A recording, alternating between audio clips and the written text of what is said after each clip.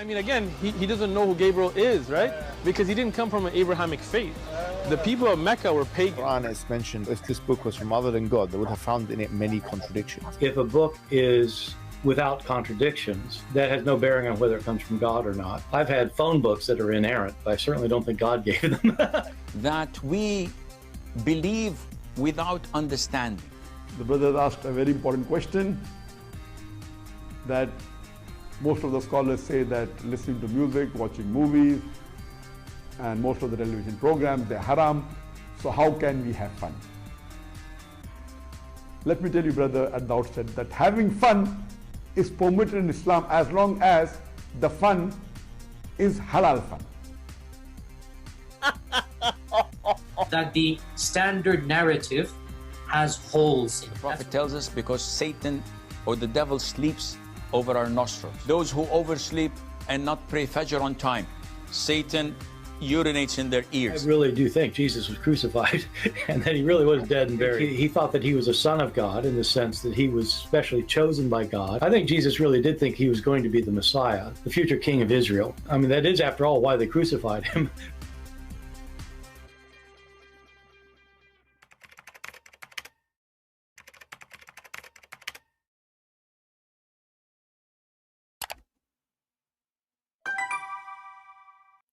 Hello everyone, and peace of Christ all of you. I hope my voice coming good and clear. Please let me know if you have any difficulty from your side. This video is going to be about answering someone he is supposedly smart. And you know, like I notice always, there are some people, they are really hypocrite. They like you to speak against one religion only. Like, you cannot speak against anyone, a religion they like, you know. So if you are a person who is a Hindu, he think we should not speak against your belief. And yet he claimed that he is not a Hindu. This is what he claimed. I will show you his comment. And let us take this count down from the screen. All right, now it's better.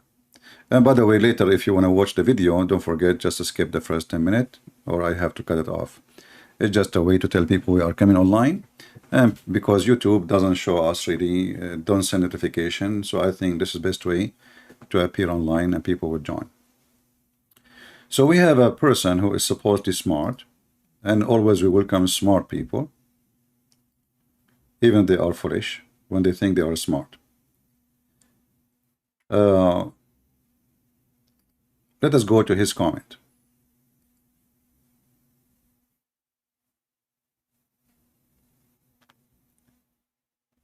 This person, he called himself the truth. He said, CP, you need to stick to Islam, stop talking cheap chat at Hindus, that you will not allow to call you. Who said I don't allow to call me? Since when a Hindu he is not allowed to call me? If you are a Hindu, let me know, and I will open, I don't use Skype no more, but we can go next time in the live broadcast, we use eCam, and you can call me. And then he says, let me make it clear. I am not a Hindu. The caste system as it has been practiced for the past 1,000 years. Actually, the caste system, it practiced for 1,000 of years. And the Hindus priest, they allow it, they teach it, and they practice it. And actually, they are the one who's behind it, and their scriptures. As you keep doing this, I will show up Christianity. See 1.48 of the video, which means timing. You say the argument used by Muslims to defend their belief, it was a test. And he is talking, I think, about Allah, he entrusted the Jews. I never say it was a test. You are stupid. This is the Muslim said that. You are literally stupid. Then it says, you said it's total failure. You ask, if God knows the future, so what is the point of the test? I was asking the Muslim because this is his excuse. I did not approve the word test. So I'm asking him if was a test and he is asking them to protect the gospel. So what is the point of this test? Don't he know? Do he want to protect the book, or he don't want to protect the book? And then he says, you are very clear. You say Islam is false and Allah should know the future. He should know the result of the test. So there is no point. You say he is Satan. Then he continue. Both Islam and Christianity believe in the story of Adam. Allah, like a Trinity or like / Trinity, set a test for Adam, and he failed the test. Now apply your argument as above to show Islam is false and ask, didn't Allah or Trinity know Adam would fall or would fail? Hindu, others see above. CP has whatever, like he proved Islam and Christianity to be false and satanic. But just to show you how stupid you are, if we go to the book of Genesis, we will see that God, he was not testing Adam. He gave him order to obey. You see, test, it can be used, but God will not punish you for something you did not do. You did not practice yet. You did not fail yet. So when we speak about, what you claim to be test, you can say this story is a testing. The fact it's about ordering. God, he gave Adam the first law. He is not giving Adam a test. He is giving him a law. You obey, you are fine. You disobey, you are going to die. So because you are ignorant, you do not know what the Bible teach. You see, based on what you said, well, why God will, he sent everybody who deserves to go to hell from now. He knew the future. But because God is just, he will not punish you for a crime you did not commit yet. So this is not a test. This is about disobedience. There is people who obey and there is people who disobey. Adam, he have a free will. And his free will, it was a test to Adam, not God testing Adam. So the free will of Adam, he decided to choose. And if God, he says to Adam, go out of heaven, before Adam commits sin, Adam will not understand what I did nothing wrong.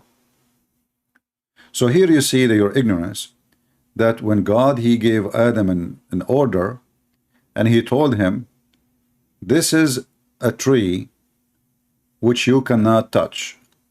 Don't eat from the fruits. If you do it, you will face death. You will face death. So your understanding that God, he was testing Adam, is because of your foolishness. I can say God is testing me now, right now, by many things. I get tempted, I get angry, you get a thought of lust in your head, women, sex, money, you name it. But because God is just, he will not judge me for a crime I did not commit. So when you speak about test, obviously you don't understand what test is. Secondly, the verse we were talking about in the Quran, it was about a book of God. A book God he made. And this book, a human being cannot be tested to protect it. Why? Because which a human being? Which one? Was the book given to an individual and he fall or failed the test? No. Was the book given to 1, 2, 2, 3 person? He was given to a nation.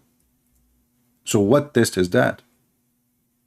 And who is the one who corrupt the book? And then how all the nation they agree to corrupt the book?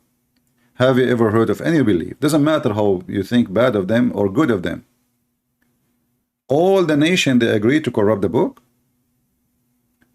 So we were asking the Muslims in chapter 5 verse number 44 how Allah he entrusted, he used the word trust. When God he gave Adam an order, he did not trust Adam. He gave him an order.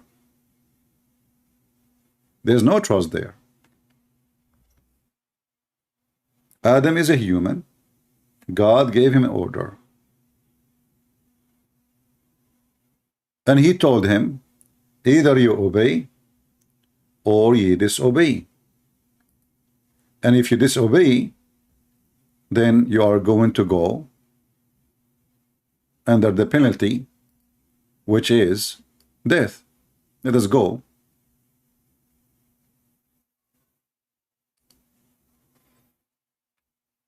After God he created the earth and the heaven, and he made the garden, and and Adam he was cast off heaven. We have actually even Abraham. God he ordered him to sacrifice his son.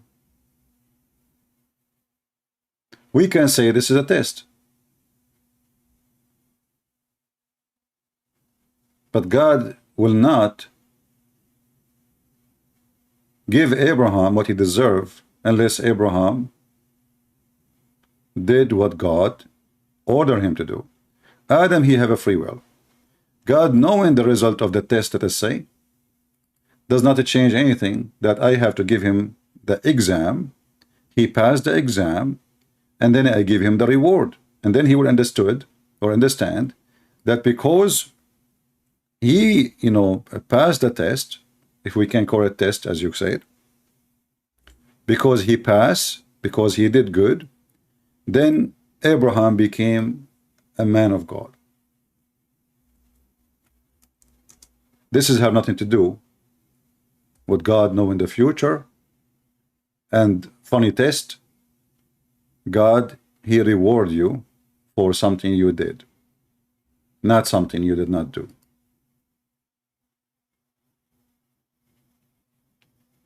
The Muslims, they don't even believe that God was testing Adam. And this is showing again that you are stupid, literally. The Muslim believe in destiny, and we mentioned that in the previous video. And we mentioned it thousands of times before. In the book of Genesis, chapter number 3, what God he said to Adam? Did he say to him, I'm going to test you? You have an exam you have to pass? He gave him the first law, and Adam he disobeyed.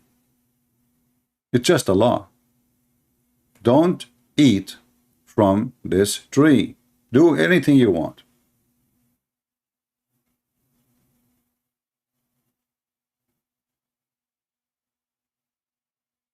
You shall not eat of every tree of the garden. This is what, Shaitan or Satan, he was tempting Adam with. You should eat, you should go, and you should, why this God is saying you, don't eat. What is that? So if we go to the previous one to see the story, how God and what God he said,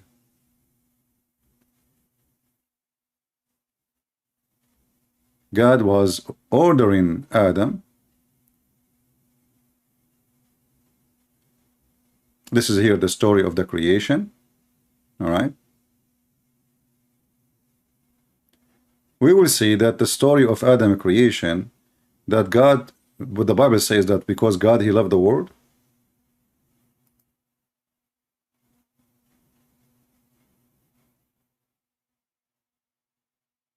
he sent his only begotten son.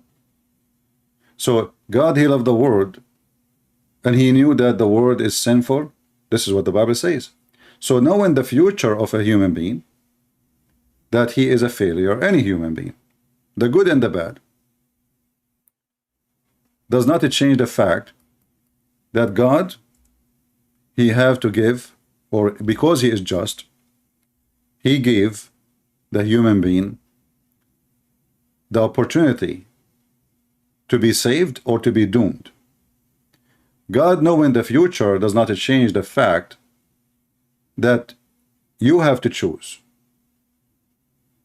And if you call it test, and you say what the point of this test, as you say that I said in the video, I was speaking about the Quran entrusted, and the word trust, and this is your foolishness again. The word trust about somebody, he have a faith in somebody. And this was my argument with the Muslims. When God, he says he trusts, do he knew the future? If I trusted you, that's mean I have a good faith on you. That's mean in the moment I believe you. That's mean you did fool me. In the story of Adam and Eve, this is not what happened. All the Bible speak about God, he knows that the man is a wicked man. Wicked man. The Bible says every human being is a sinner, all short of a glory. Every single human being is a sinner. So God, knowing, does not change the fact that God, he gave you a chance to fix yourself. And this is the whole point of belief. Second chance. But here we are talking about somebody trusting somebody. The Muslim, he said that this was a test. Actually, I can open now. Let us see. I usually move my the previous shots for yesterday into the trash in my computer. Let me open it, and let us see. Take this text away.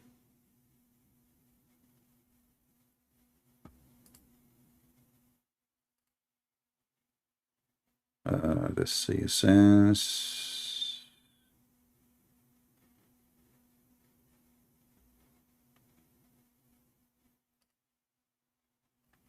okay, let's see. What was the comment that Abdul he made yesterday?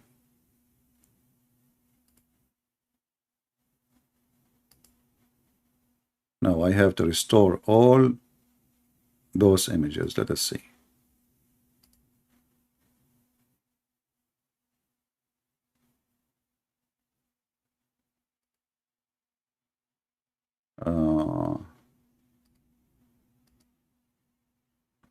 Okay, let's put back. See this one, if this is the one. This is not the one. Try the other one. You see they are small, and now I have to read them one by one to see which one. And it's hard to read them in the trash. Let us see this one.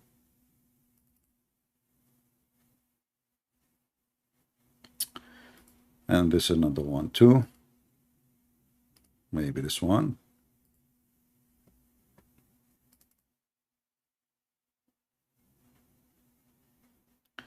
Not this one too.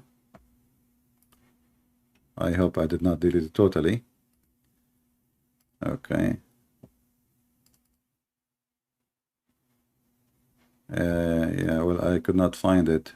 I have only one picture left. Let us see if I put it back. Our last luck.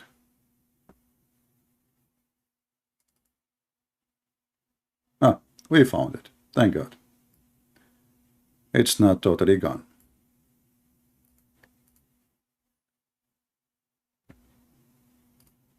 All right, let us put it on the screen. And then everybody will see how silly your argument is. Not my argument. So this is what Somalia, he said. He does not entrust, he does entrust, just mean you give them the responsibility between two brackets for a test and they failed. So was my response to him, and the video is there.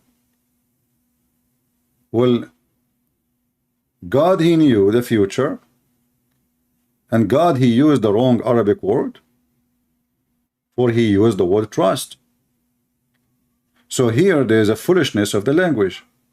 If God is giving them a test, then he should use the word test. I will test you.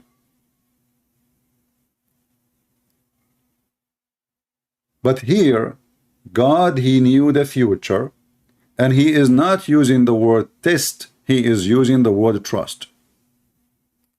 So because of your ignorance and your foolishness, you hold the tail of the dog, and you think that you are holding a lion, but you are holding yourself. You cannot use the word entrust if you are testing somebody. Period. Because I trust in you mean I have faith on you, I believe in you, and trust comes from you being good. Was Allah sure that they are good? Here will come to the point of knowing the future. If Allah, he knew the future, how in the world he used the word he trusted them? So when the foolish Muslim, he gave us this funny answer, we get him busted by how he used a trust, and this is a test. Trust and test is not the same. Actually, in fact, if I trust you, I will not test you. Do we agree, people? If I trust you, why I want to test you? The trust is already, the trust is something given to somebody already passed a test, if there's a test.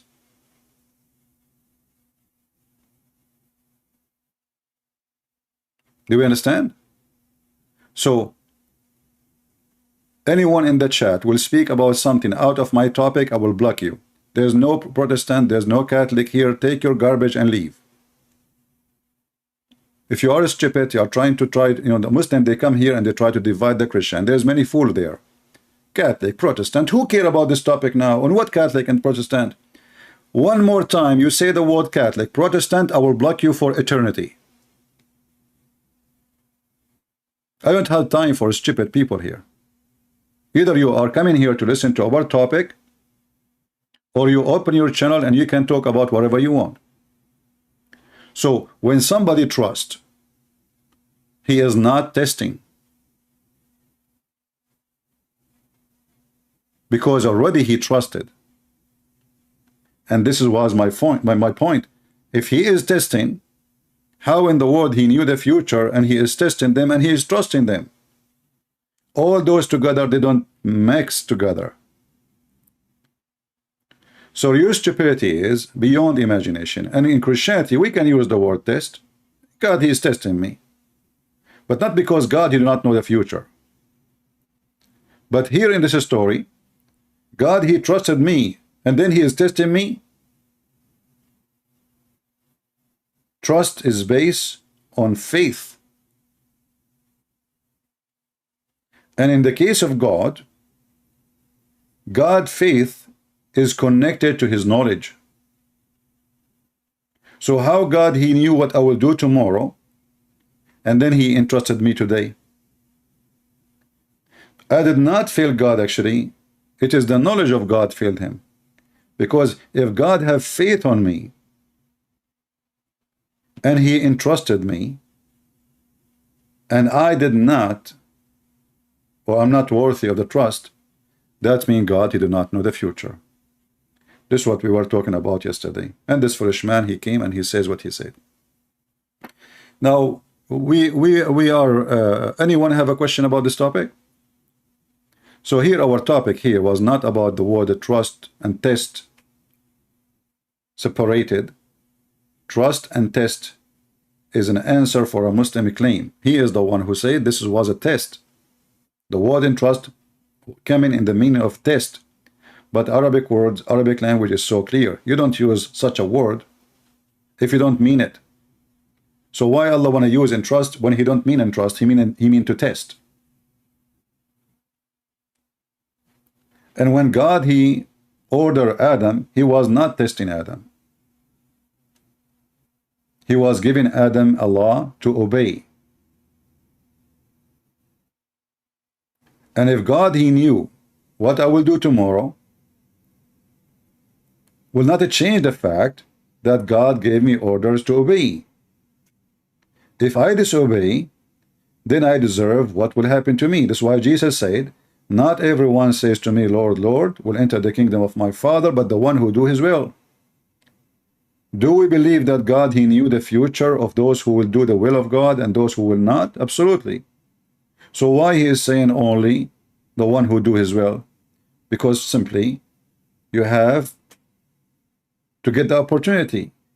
You see, there's a boss is doing an interview to hire people. There's 100 people outside, and the first, the second, the third one, the fifth one, maybe he was really so good. The boss is already convinced he is going to hire this person. But he said, you know what, I have to give equal opportunity. Maybe I can get somebody better than him. This is a human being, because he do not know that the rest of the 95 people, none of them will be better than the one who is number 5. So he keep going in the interview, even though he is convinced already that the guy number 5 is so good for the job. He gave them equal opportunity. The interview have to be done to everybody. So then when somebody pass, he knew that he passed for why, and the one who failed, he say, well, I did my best and I failed. So the test in the case of God is not a test of knowing the future. It's a test of giving you opportunity to practice, to succeed, or to fail. And then based on what you do, you will be judged. That's why the Bible says, from their fruits you shall know them. So God he gave Adam an order, a law, and Adam he disobeyed God. Very simple. This was not a test. And if we go by this, all tests does not exist. If we go in the Bible, we will see that even God, he tested Abraham. But God, he knew what Abraham would do. So what the point of the test? God was testing Abraham to show Abraham that your obedience to me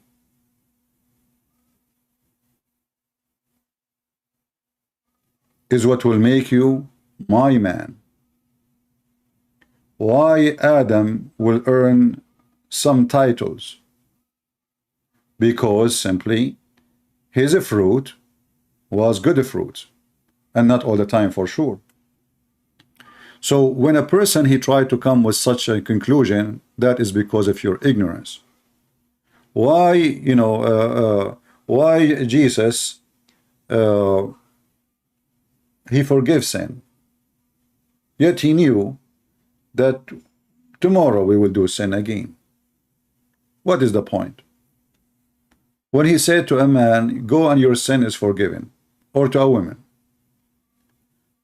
don't he knew that tomorrow this person will commit sin? God is giving us a chance, second chance in our life journey. So fix your fruits, fix your ethic, fix your prediction, work harder, and I am with you. So when he sent Adam out of heaven, God did not come to Adam and say to him, you know what, I decide before I created you to send you out of heaven, as the same as the Muslims they believe. God, he made it clear to Adam, you disobey me. Because you disobey me, I am sending you out of heaven. Not because I was testing you. but because you disobey me.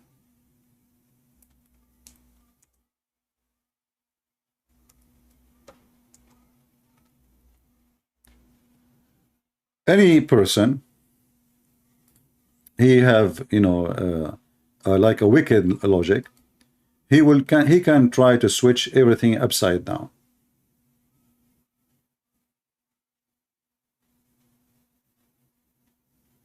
If you go to Genesis chapter 3,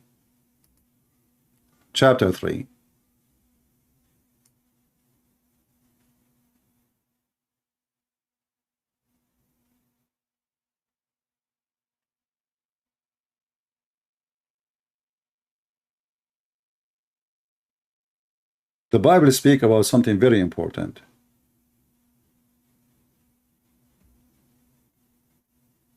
When you eat from the tree, your eyes shall be opened, and you shall be as God, knowing good and evil. This is Satan telling Adam. This is why he forbid you from eating from the tree. So it was not God testing Adam. Satan is Satan. He have a free will. He's a fallen angel. God created Satan as angel, not even as Satan. And that proved that everything you said is absolutely false. For this angel, he decided to be Satan. It's not God. He made him Satan. So Adam was just ordered not to eat from the tree. But Adam decided to throw deception, and he wanted to be more powerful. So if I eat from this, so simply the verse here is saying that Adam was a fool. And this goes for many of us. How many times every day people, because of their foolishness, because of their greed, because they want more, they do what is really can destroy their future and even their past. So if you eat from the tree, God said, you shall not eat of it, neither you shall touch it, lest ye die. So this was a law, it was not a test. And this goes for everything. When God, he gave a law, God, he gave Moses 10 commandments as example. He's not testing us with the commandment. He's giving us order. It's a law. You see, when the government, they make a law, they are not testing you. This is not a test. If you think a law is a test, that is your foolishness. So God, he gave Adam the only and the first law. That's it. I'm not asking you for anything.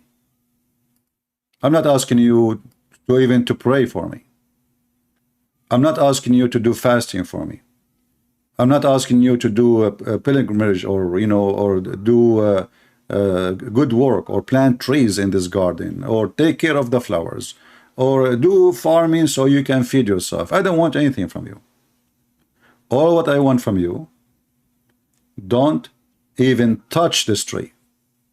Not only don't eat it, don't even touch it. Don't even think about it. And God, he told Adam, if you do so, you will die. This is not a test, but this is your foolishness. Now we go and we see if any other person he have a comment. I saw one of you, he was speaking out of the topic, going back on the chat. He says, do you believe that the earth is 6,000 years old, as the Bible say? My friend, you see the story in front of us in the book of Genesis? When God, he speak about his creation, do you think really God is telling us how he created? This is a very simple way to explain to you how you came to existence. In the beginning, God created the heaven and the earth, and the earth was without form. But if God wanna write for us how the heaven is created, we need a million, billion book. You see, if you study, like me, I study law. In order to study law, I have to study hundreds of books. And this is just a stupid law made by the man. It's just talk. Imagine we want to make a book to describe how a mosquito is made. Just a mosquito, not the universe. How many books we need to write? A doctor, he studied the eye, just an eye. His specialty is eye.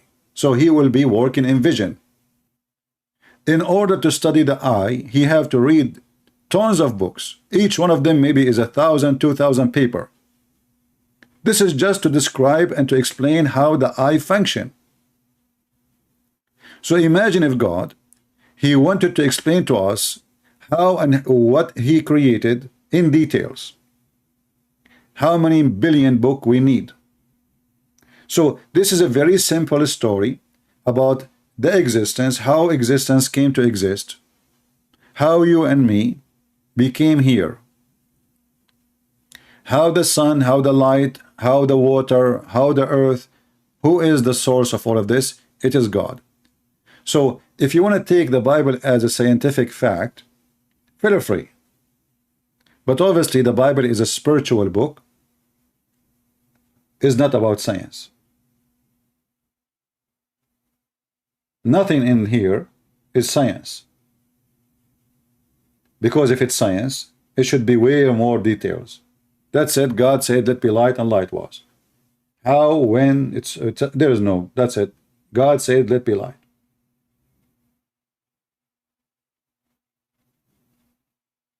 What about now, you ask me, what kind of light? Alpha, omega, whatever, what light?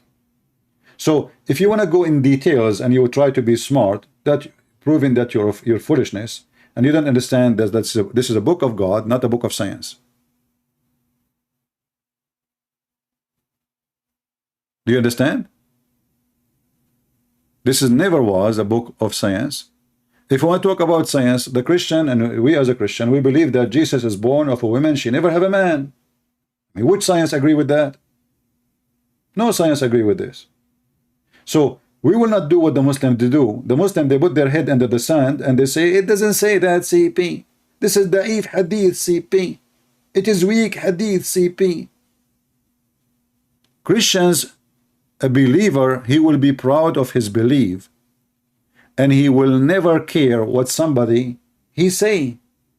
I don't care if you agree or you don't agree. This is my belief. And I say to you from now, this is against science, that Jesus is born from a woman. There's no man. There's no science can approve that. Period.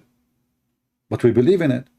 So when a foolish man, he tried to compare between science and belief, that is his foolishness.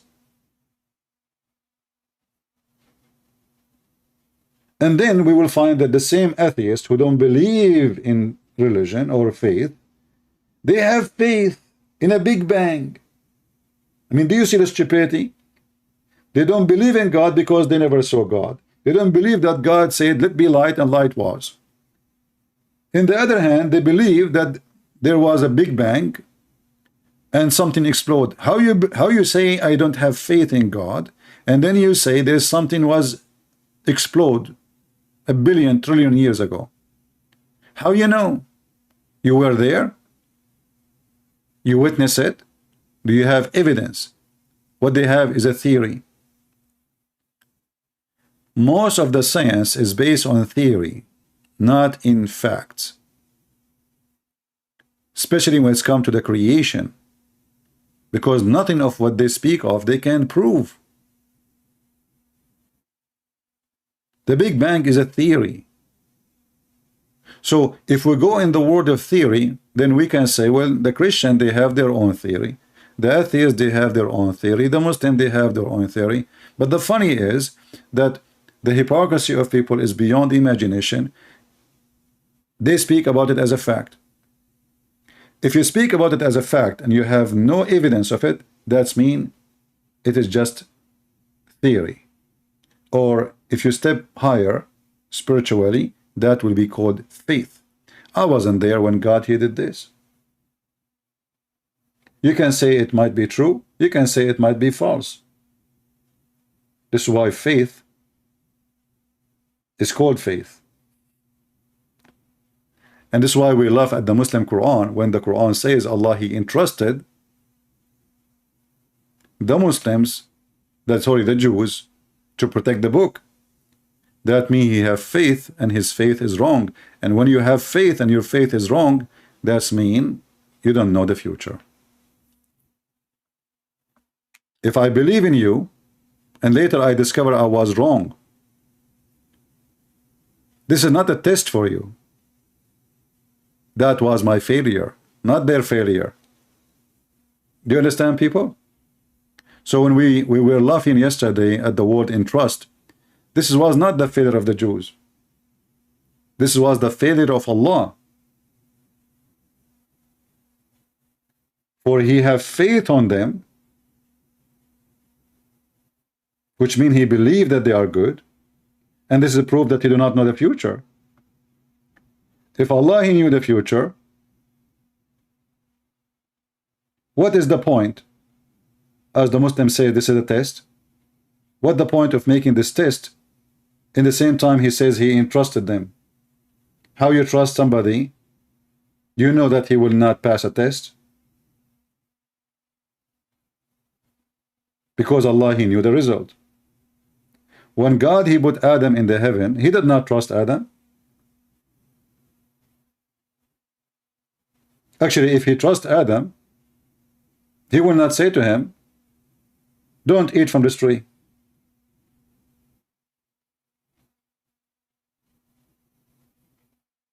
If you trust Him, that you will not do wrong. All what you need to do, He give him knowledge that this is the tree, does not belong to you. This is yours, this is mine.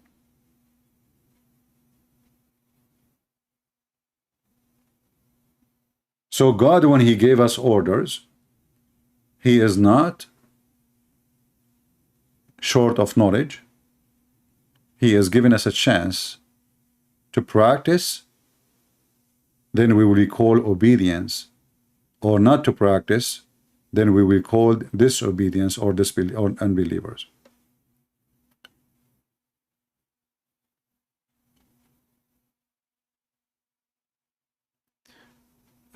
Andres, he is giving us a different definition of what science is. No problem, my friend. But you see, we need to understand that when it comes to the something, there's no proof of it. All what they have is a theories. All what they have in science. Like now, you see even those pictures, they say the James Webb, the satellite. As I understood, that this are not even images. There's no images. You see, they are sending you images, and they say images of James Webb. In fact, it is satellite collecting data, and this data is photoshopped by color. They rebuild the data. They don't have a picture. It's not really a picture. I told you before the story of the microwave. The same NASA, they were making a news, big news about receiving messages properly is coming from alien and etc. And every day the alien, they send us the same waves of message. Every day we receive it almost the same time. For many years. Newspaper, New York Post, whatever you name it. They're talking about the amazing discovery. And then later, one day, the kitchen microwave, they have a microwave, stop working. And the messages stopped. So employees, they come like 9 o'clock. They start heating their sandwiches or making their tea, whatever. They turn the microwave on. The radar receive the messages from the microwave.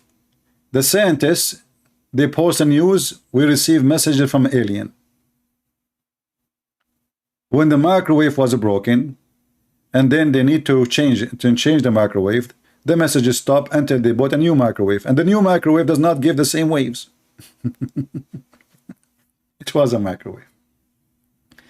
So they're alien to be, you know, like, and the other news I saw, that what they saw, there is a planet, and they gave it a name, you know, and then it turned to be, there's no planet, it's just a dust. So for years they give it a name and they consider it as something, whatever, and it turned to be, by time they discover it was just a dust.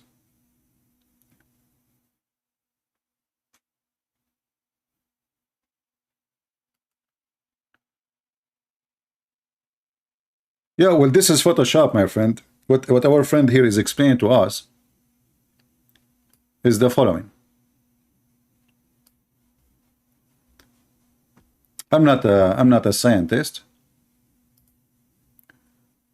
Where is the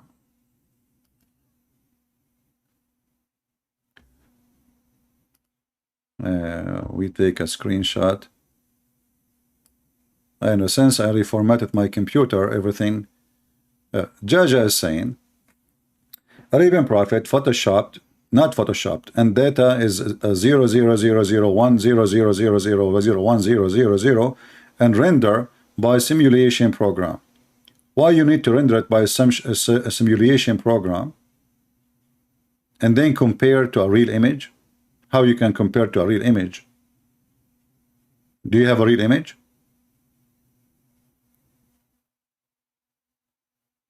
Let me just be sure. I will do a search for Prophet Google, peace be upon him. Give me a second. I will ask Google, is James Webb giving real pictures?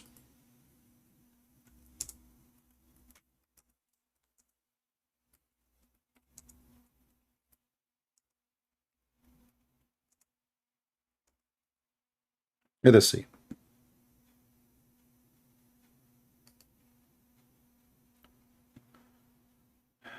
Here it says,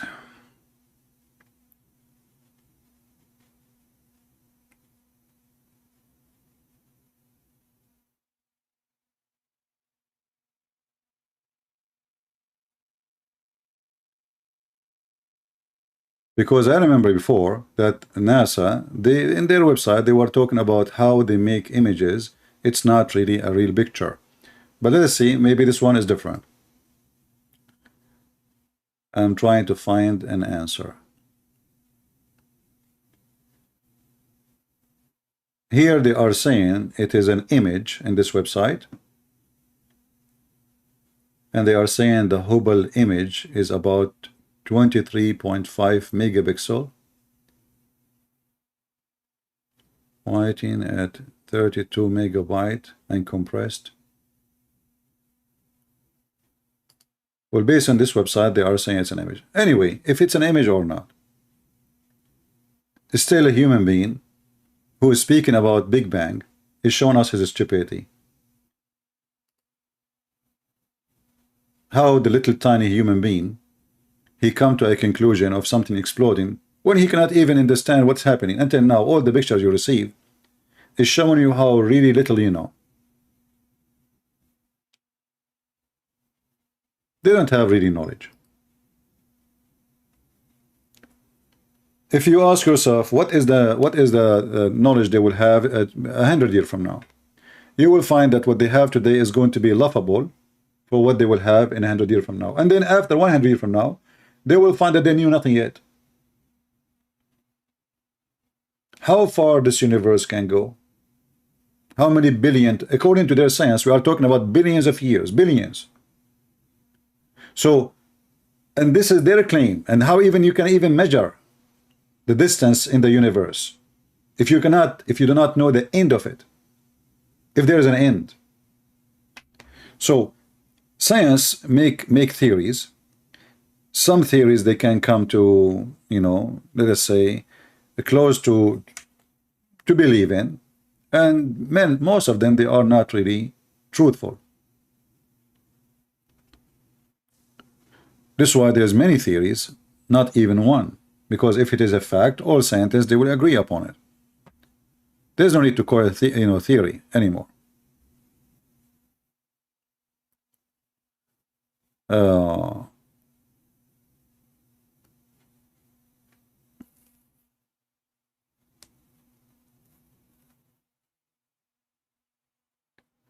you know, human being, he come with his stupid things, and sometimes because you are not, let us say, if I am educated in the topic, I will have different view in the topic, and I believe that a lot of scientists didn't agree with NASA, and they are scientists too.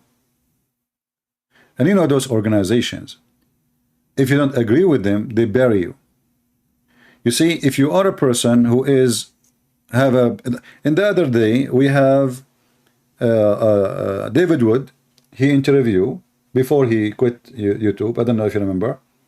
He interviewed a guy. He is a Christian and he is a scientist. Anyone saw that video? I was interested in this guy. You know, he don't even look like anything to be like that one. I mean, the guy who have many degrees and PhDs and, you know, science and biology and blah blah blah blah, etc. So this guy is you can tell that this guy really is the real deal, but you don't believe in their garbage. He studied their books. He studied their university. He studied, and you know, he graduated. He got all the high grade a scientist he can get. He is a real scientist, not a guy in YouTube trying to make a comment. If I speak about what he knew, I will be like a kid trying to make a point which is not really close to what he knew. Or he can look the same. If he try to speak about Islam, he will look like a stupid kid speaking about something he do not know. But this guy is really a scientist, and he don't believe in what they believe. He don't believe in the what they say, that you know, there's no creator. He believed that there is a creator. He is a scientist. But this guy, they will fight him, and he will not be able to teach what he believes in any school. You have to believe in their garbage. Otherwise, the gang of the atheist will bury you. You have a PhD, fine. You are a scientist, no problem. But you have to believe, and you have to say what we say. Otherwise, you will not be able to teach in a school. The only place this guy now, maybe he can teach, is a school which is run by Christians. A place where they allowed him to believe that there is a creator. This is not allowed in a government school. They will kick you out.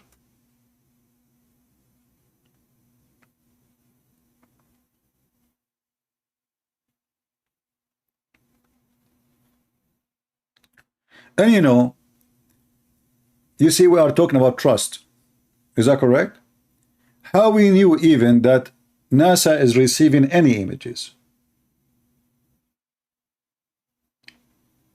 The only answer is you trust them.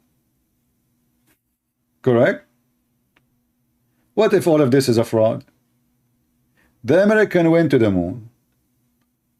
Some scientists, they say, the American, they never landed in the moon.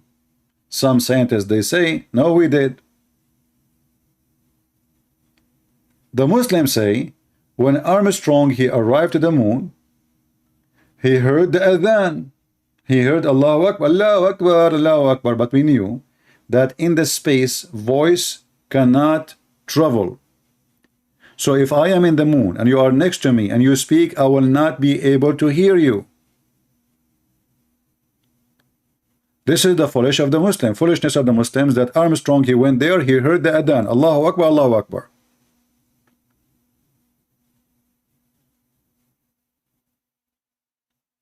But voice cannot transform in the empty space.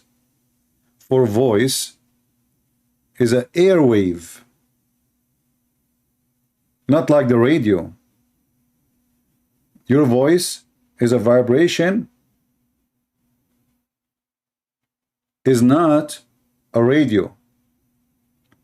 So, like when the hadith says that Allah, he come down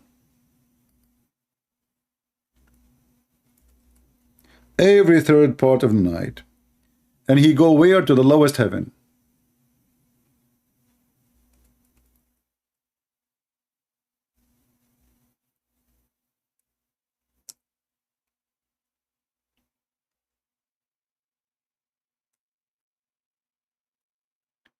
And in the lowest heaven, Allah, he says, who is praying for me, who is supplicating to me. So if we want to take it scientifically, this is funny and this is foolish, because the space is empty and the voice cannot reach. And if Allah is speaking by radio wave, which can pass that space, then Allah, he forgot that our ears cannot receive radio.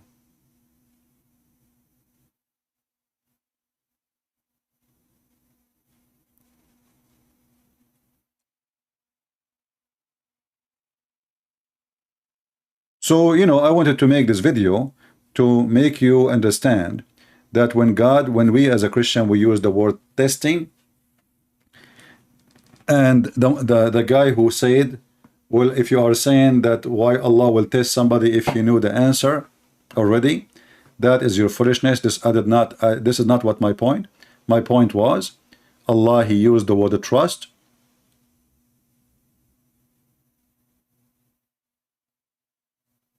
In the same time, the Muslim, he said, this was a test. So Allah, he knew the future, and Allah, he trusts them. And now Allah, he will receive the result. Trust and test, they don't match together. And there's no point of this test, for he is in you in the future, and this is his book. And when he trusted them, that means test is not the case. For no point of it. Number one, already I trusted them. Number two, I know the future. Number three, it's my book, not their book. The book of God is not the book of man.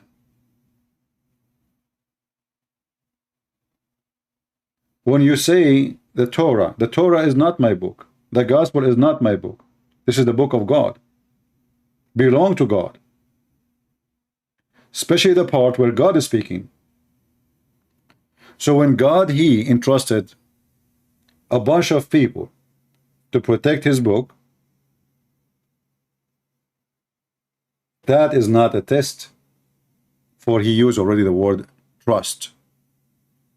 Test in the meaning of believe is you earning your place. So God, he tested Abraham, but not because he want to see if Abraham is bad or good. He knew who was Abraham. He knew already who was Abraham. But God, he gave us a reward. So we understand that because we pass the choice of yes or no, not God is testing me, for he do not know. So all tests, there is no point of them. If the test is made to know. But all tests, there is a point of them.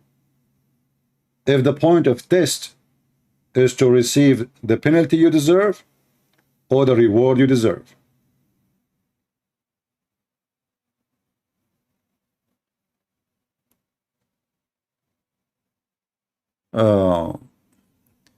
Anyone have other question? You see, in the Muslim, they don't believe that when God, he sent Adam out of heaven, he sent him out of heaven because Adam did bad. No. Allah, he sent Adam out of heaven because Allah, he planned to Adam to do bad.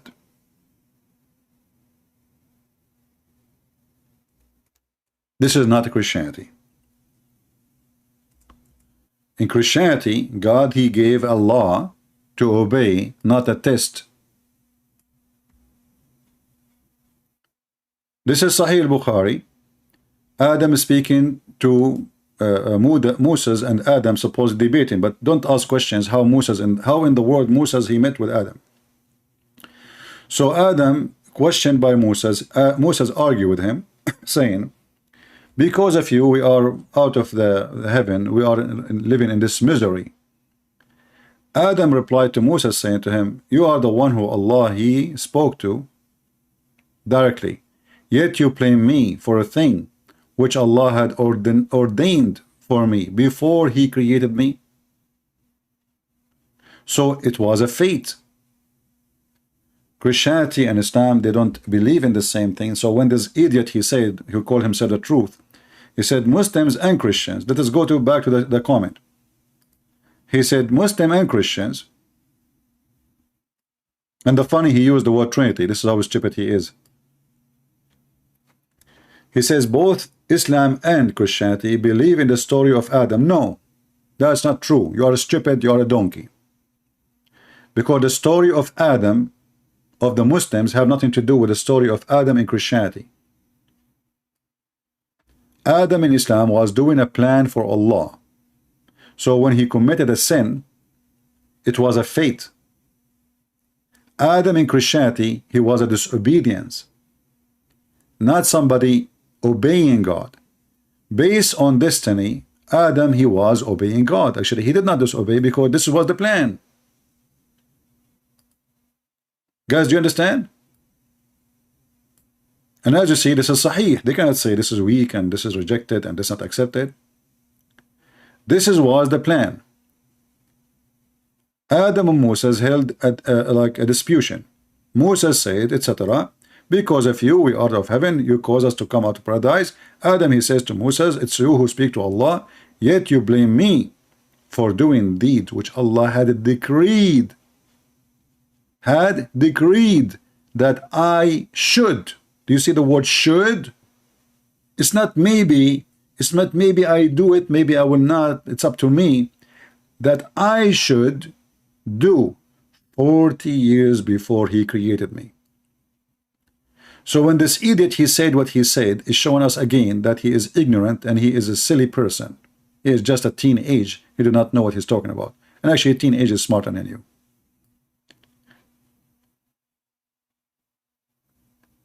If you watch my videos and thousands of them and you keep coming here and yet you say what you just said, that means you are already stupid. Christian and Muslim don't believe in the same Adam. In fact, the Muslim, they believe that each time Eve, she gave a child, the child died. And then Satan, he told Eve, give him my name.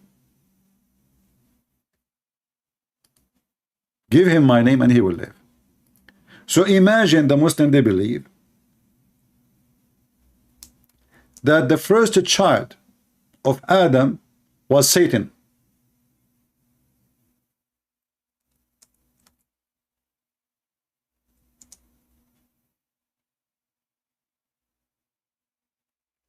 Can you believe it?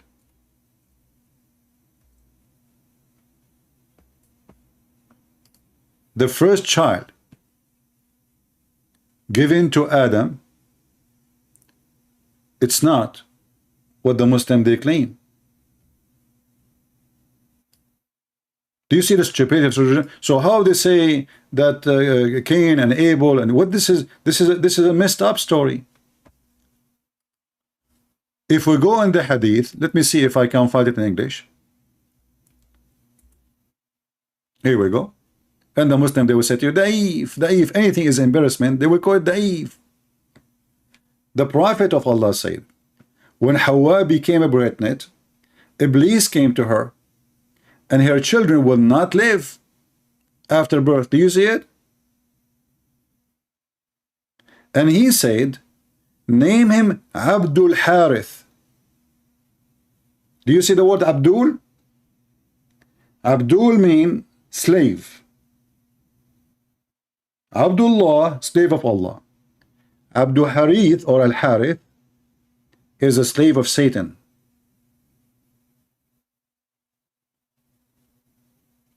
So she named him Abdul Harith and he lived. Muslims, how stupid your prophet is.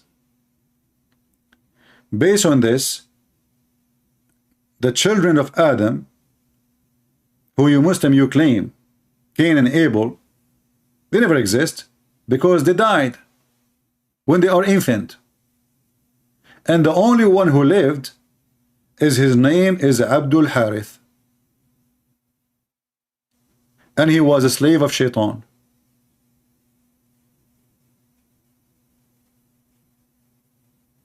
So do you see that we don't have the same story? Muhammad is a fraud. Nothing of what he say have to do with anything we believe in. And Adam was not tested by God in Islam. Adam was doing the plan of Allah, and actually he was totally obedience. As we showed you, that Adam was doing what is a decree. He don't have a choice. In fact, even when Muslims they commit adultery, adultery is not a choice. In Islam, it's a decree, it's a fate. And we don't believe in such a garbage. According to Muhammad, Allah has the fixed very portion of adultery which a man will indulge in, and which he of necessity must commit. Do you see it? It's not a choice. You see the Muslim, they make a speech, brothers, sisters, we have to obey Allah, we have all this garbage, doesn't match. So when we speak about the verse that Allah, he trusted the Jews, when everything is destiny, is a joke. Which means even when the Jews, they did commit breaking the law, it was not really their fault, it was a decree. When you do fornication, it's not your fault, it was a decree. If you remember, we played the video before of Mufti Mink. He said the caliphate, you can search for it, Mufti Mink destiny. A caliphate, he catch a thief. They brought a thief for him. And the thief, he said, why you are going to punish me for a sin it is in my destiny to commit? The caliphate, according to Mufti Mink, he said, the caliphate was speeding him in thinking, he's faster, he's smarter. He said, well, you are right. It was your destiny to commit sin, and it was my destiny to kill you or to punish you. And then you ask yourself, so what's the point of the sin thing? If everything is a destiny, the guy, he's taking off his pant, the woman, she is taking off her panty, they are doing boom boom, it turned to be, it's not a fornication. It was a bornocation made by Allah. The bornocation God from Burkina Faso, Allah, he decide that you have to do this. It's not your choice. You cannot fight it. You cannot stop it. A Muslim woman, and I can show you the video in YouTube in Arabic, she called the sheikh and she asked him, I am now over 30 and I am afraid I'm not going to get married. In the Middle East, if you are 30, you are a grandmother now. So the sheikh, he said to her, sister, don't worry, be happy. The Prophet said, مكتوب على كل فرج اسم ناكحه. It is written in every vagina the name of the man who will if it.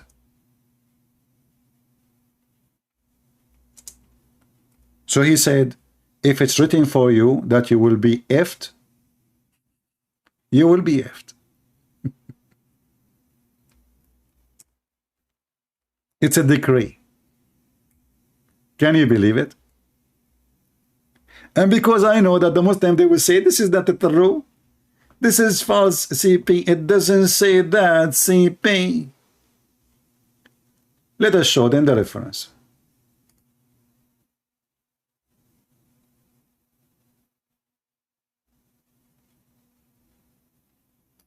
Or some reference.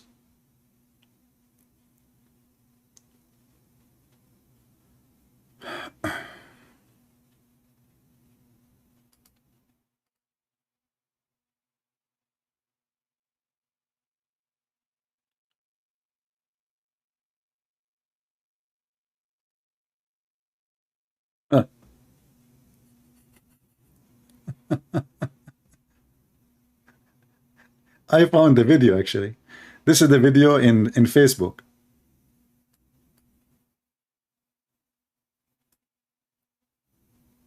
كل فرج مكتوب عليه اسم ناكحه. It's written in every vagina the name of the one who will if it. You don't speak Arabic, so I will not waste my time.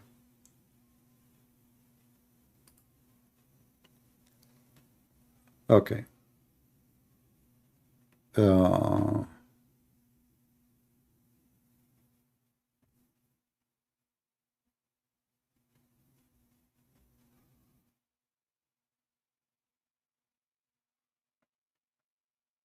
I'm just trying to find some reference. Let us see. So we can laugh. I can show the sheikh and that's it. You know, the sheikh is saying it in the video.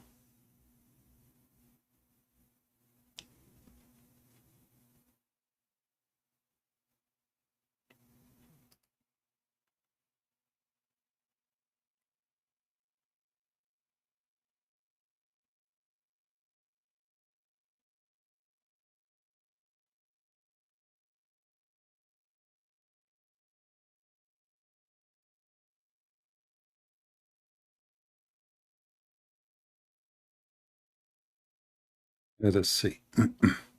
Actually, I found already some books, but I don't want to show something the majority of Muslims, they will not. They will say we don't agree with this.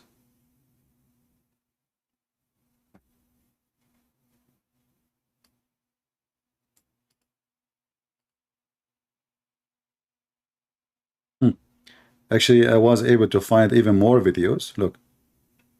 All those sheikhs, they are saying the same thing. If I translate to Google,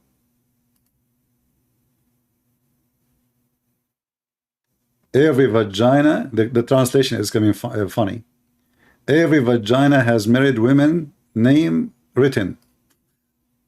The translation is funny. So every vagina, it's written on it, the one who will if it. And those are the sheikhs, one after one. It is written there, brother.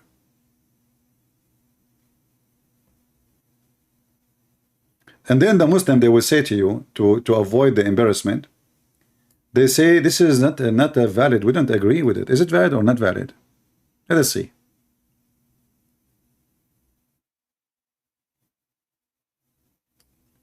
This is Islam.web saying, and look, when the Muslim even they try to refute and they try to fix your understanding, they even make it more stupid. So here the guy is saying that this is not an accurate hadith, and Allah, he said, this is the accurate one. Allah, he wrote the fate of every creature before he created everything by 50,000 years. Let us take this one which the Muslim they are saying it is accurate. But the fate of every creature is his fate, the bad and the good. And we were supported with more hadith. So let us go here. Allah. Read carefully, and you tell me how this will agree or disapprove the other hadith. It says here that the Messenger of Allah says, God recorded the fate, not the news. You see, there's different. Like God, he knew what people will do. I have to agree with that. But here is speaking about the fate. He wrote your fate, what you would do. And the fate of everyone is what bad and what good will do. Anything, bad or good, it is not your choice, it's a destiny. And here you will notice that Muhammad, because he's a liar, he said 50,000 years before Allah, he created us, correct? But we just heard Muhammad saying that Allah, he decided the destiny of Adam 40 years before he created him.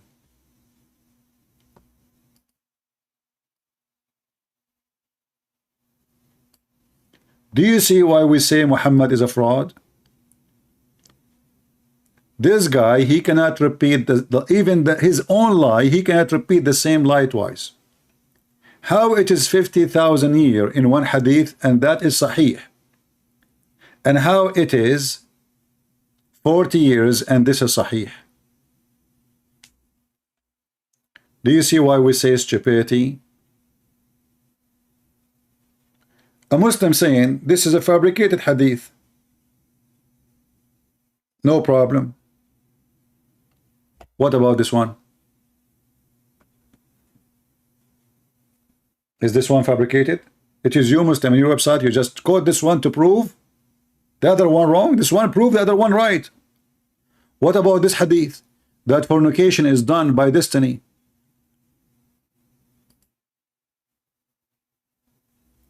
This is Sahih Muslim. Is that da'if? Read carefully. It says, verily Allah has fixed the very portion. So how you say the hadith written in the man written in the vagina is wrong when this hadith saying that? This hadith saying that it is going to be done, you like it or not, for Allah, He wrote it, a fixed portion.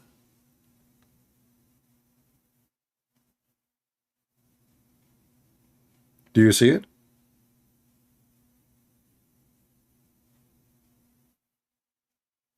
Is this one da'if too? What about the Quran?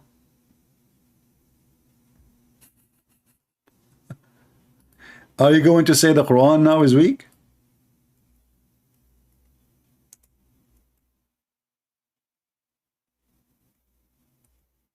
The Quran is weak. Everything is weak in this religion. It's a weak religion.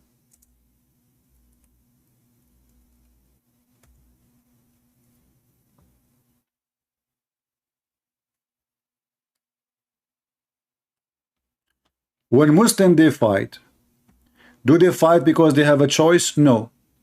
It was a fate made by Allah. And the Muslim translate here, fating is obligatory, but the fact it says kutiba, not obligatory. It was a fate, it was a destiny. This is why when a Muslim he kills somebody, he shouts saying, it's not me who killed you, it's not me who slaughtered you, it's not me who shot you, it was Allah.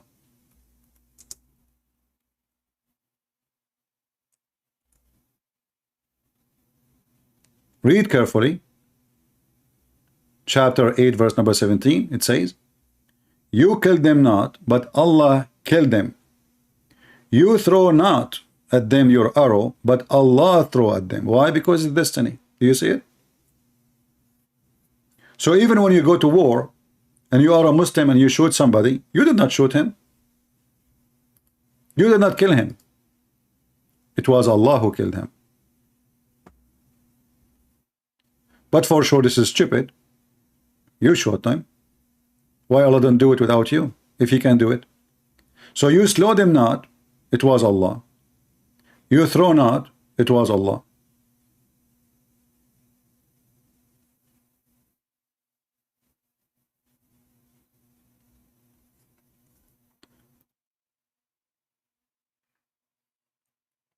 Mr. Anitab, why you don't answer us? Here we go. Give us the answer instead of making faces, funny faces. Give us the answer.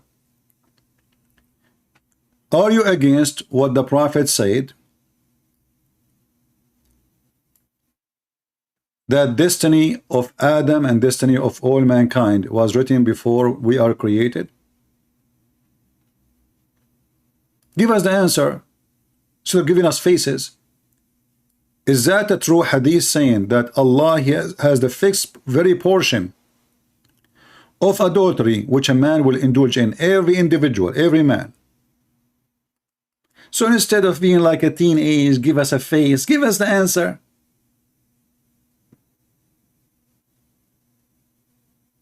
I don't mind to hear it. Shall I play for you Mufti Mink?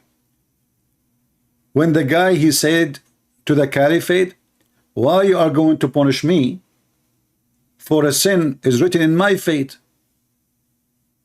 So why he's a thief? And then Mufti Menk, actually, he said, by the way, he got a good point there. Honestly, this is what he said. He got a good point there. Actually, let me search for the video so we can laugh. Because supposedly this is a smart Muslim. He don't agree with this. You know, what are you talking about? Like, come on, we don't believe in such a thing. Let us laugh together.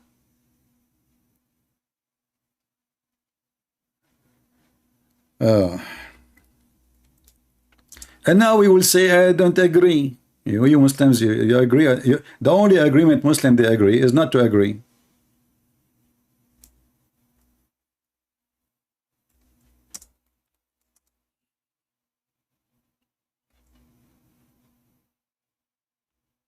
They agree not to agree. Let us see which video. Destiny.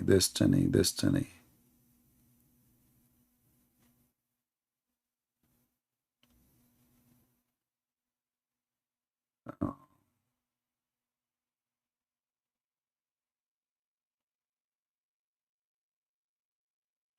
I think this one, maybe. Let us be sure before we play it. A man came at the time of Umar ibn Khattab.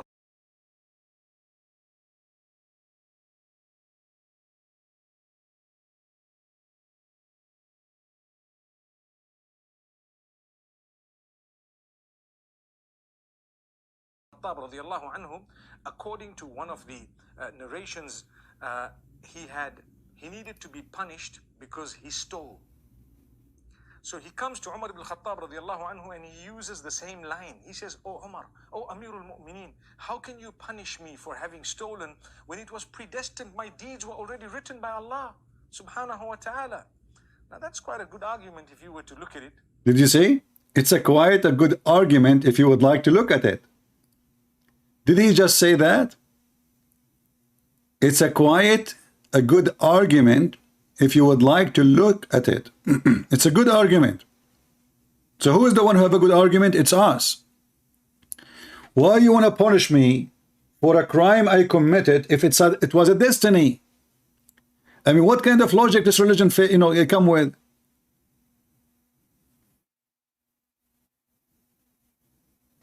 The sound was low? Really? Oh, okay, hold on.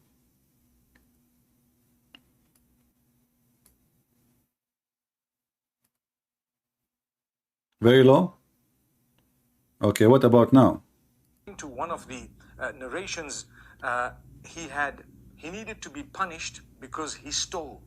Is it better now? So he comes to Umar ibn Khattab radiallahu anhu and he uses the same line. He says, "Oh Umar, oh Amirul Mu'mineen, how can you punish me for having stolen when it was predestined? My deeds were already written by Allah subhanahu wa ta'ala." Now that's quite a good argument if you were to look at it. Umar ibn Khattab radiallahu anhu was one ahead of this man. He's ahead.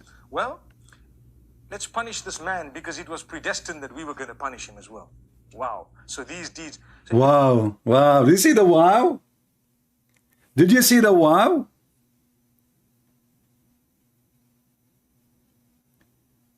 So the idiot who is trying to make himself smart, this is your religion. The guy is a thief. He's asking himself, why I'm going to be punished? What I did exactly? It was a destiny. It's Allah He decided for me to steal. So how you can punish me for something I did not choose to do or not to do? This is the whole point. And you're a funny sheikh, he said, this is a quite good argument if you think about it.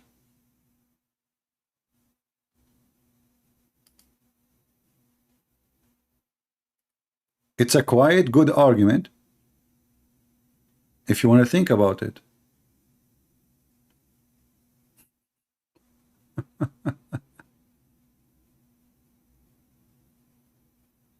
What the heck is that?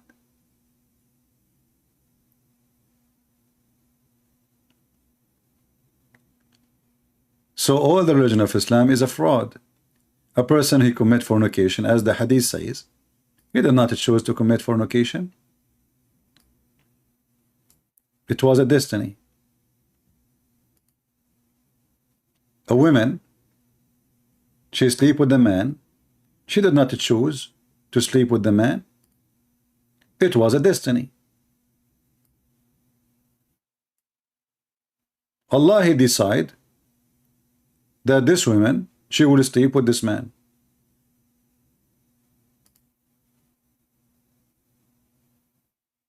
It's not a choice. And that goes for everything. Theft, we just heard him talking about a thief.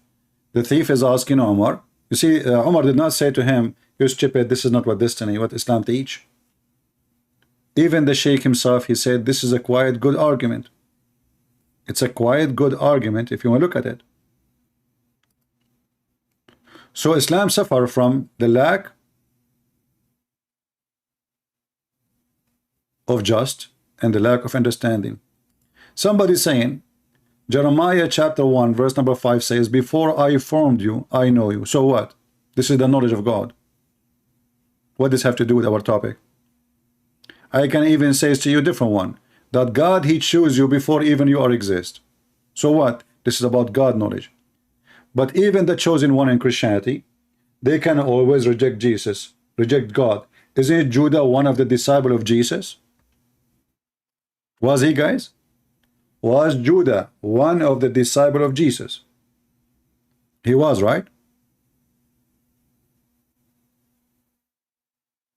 Did he rejected Jesus and betray Jesus? So in Christianity, we don't believe in such a thing. Even if you are from those who can be considered the chosen one, still you are free. Free to continue, free to leave.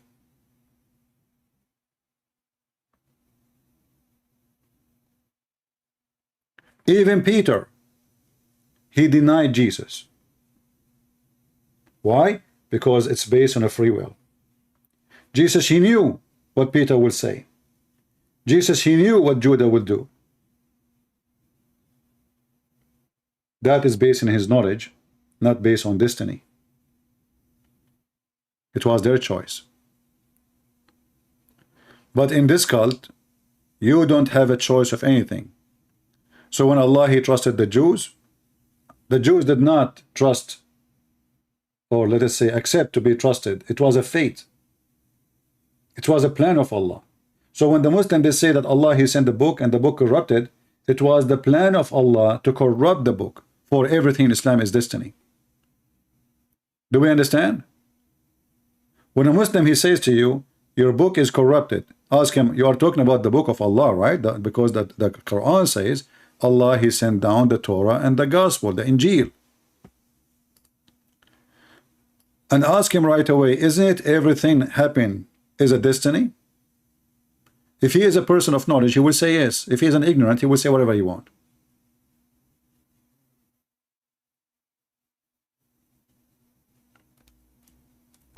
Anything bad happened or good, it was a destiny.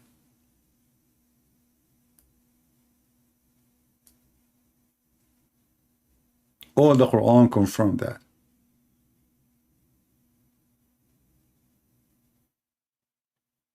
Any disaster, it was a destiny made by Allah, by the permission of Allah, by the order of Allah, by the destiny which is written for you before He created you. So is corruption of the gospel of the Muslims claim happen by the will of Allah or against the will of Allah?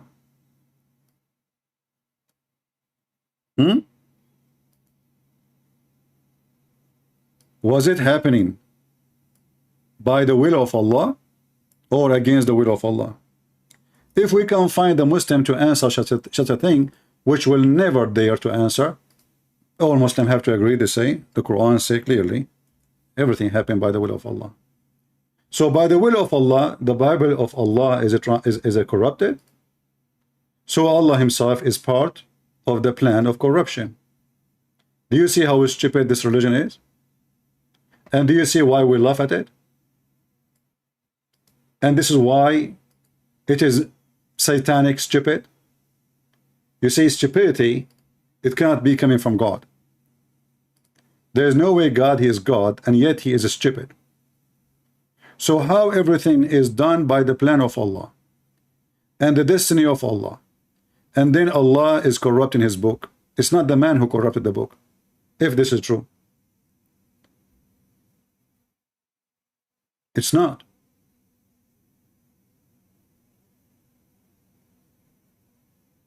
A Muslim, he is quoting for us from the Bible. Let us show you what he said, just to show you how we can laugh at the smart Abdul. Are you ready, Abdul?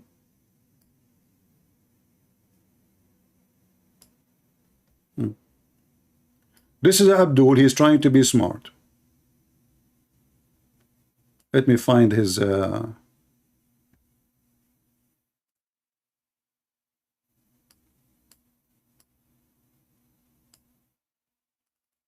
All right. This is Abdul trying to prove a point. So look what he said. Let us zoom in, and then we will laugh more. So this Abdul is smart.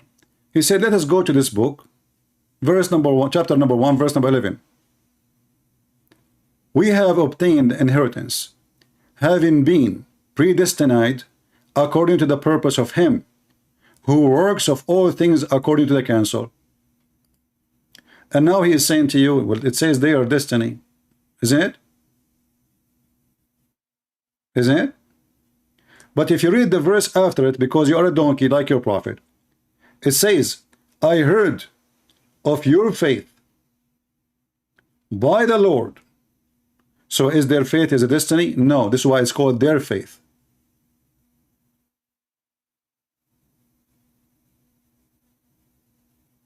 This is faith, my friend.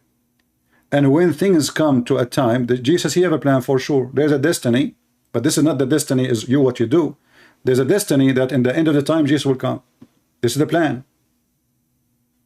When the right time happen, all mankind, and even your stupid religion agree, all mankind will be judged by Jesus. Everything is in the earth, everything in heaven. And the Messiah, he chose us by his plan. His plan is there is people there,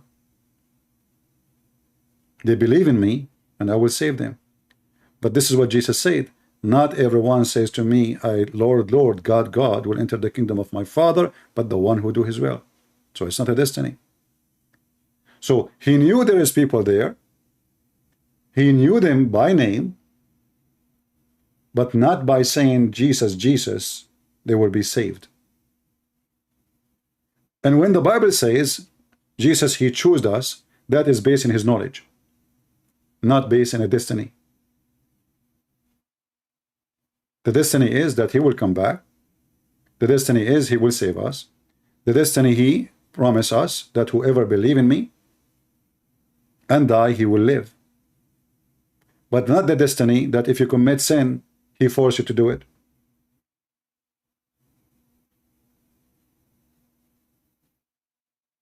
And if you read the last statement,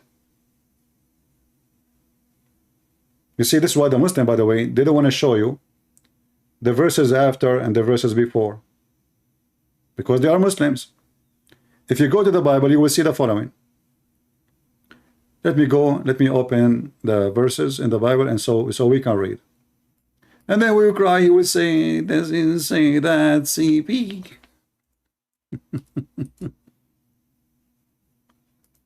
We don't have your garbage in our book. So let's go there. This is what he quote for us, verse number 11. But look what it says. Thus we should be to praise of his glory, who first trusted in Christ, in whom you also trusted, after you heard the word of truth, the gospel of your salvation, in whom you also, after you believed, you were sealed with the Holy Spirit of a promise, which is in rest, our inheritance, until you can read the rest. So you are a liar, and you are a fraud, and you are a son of Muta. All the chapter is speaking about because you believe, because you have faith, because you trust Jesus, because you agree with the promise of Jesus, because you have faith in the Lord Jesus. This is what will save you, and that would make you chosen.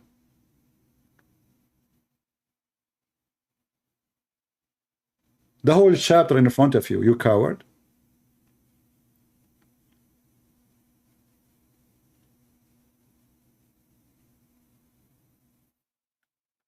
So never listen to a Muhammad and he quote for you a verse. Go and read a chapter.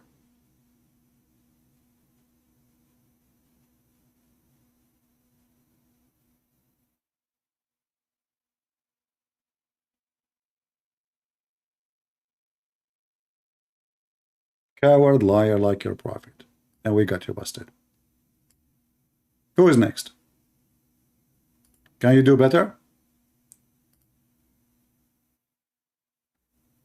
Do we have any smarter Muslim?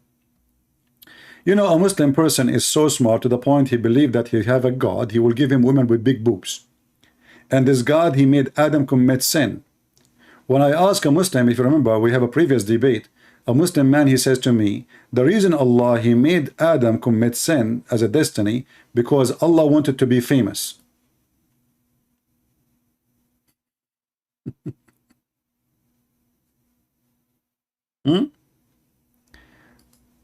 Abdul argued that Allah did not interfere in corruption of the Bible. No, how that can happen? You just see it says everything by permission of Allah. Everything by permission of Allah.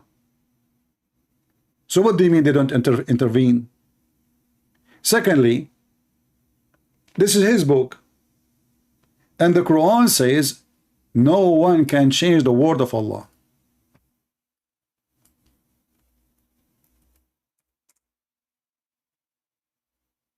No one. He did not say the Quran. He says no one can change the word of Allah. Chapter 6 verse number 34, chapter 10 verse number 64. And actually chapter 6 verse number 34 is speaking about previous messengers, not about Muhammad. And he mentioned that those messengers who've been accused of lies, nobody can change their words. You see, they reject those messengers who came before thee.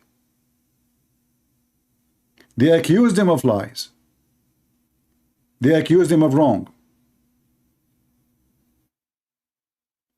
Until our aid reached them. And there is none can alter the word of God. The Muslim themselves, in the translation, they are trying to help me. They put the decree of Allah. Do you see it?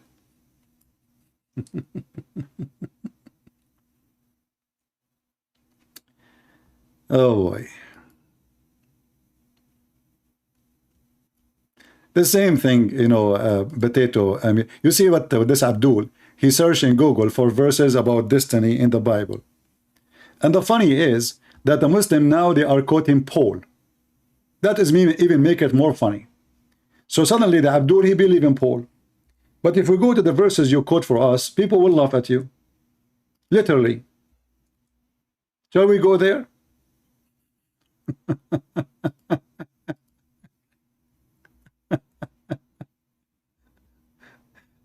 Let us go and see how the Abdul, he function. You know, the Abdul, they have their own way to function things, to make things happen.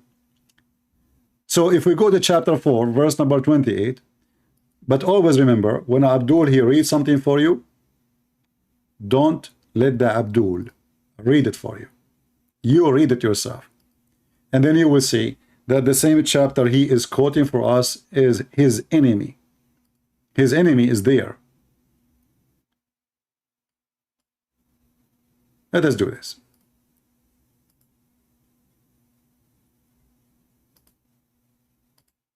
How embarrassing.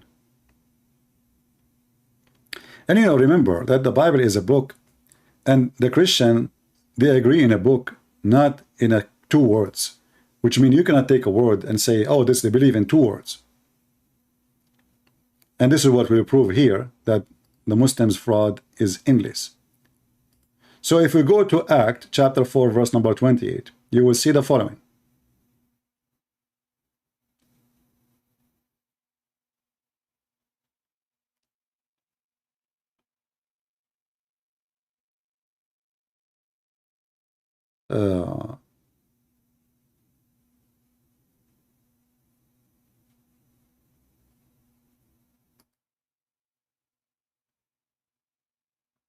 Are you sure from what you are posting? Abdul. Okay, let us go.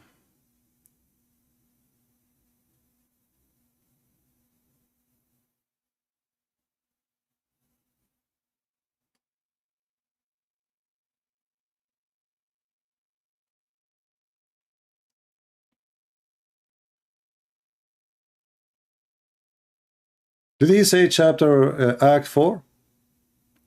Did he say Act 4? He said Act 4, right? Let me show what he said to us in the chat. Let me copy it actually.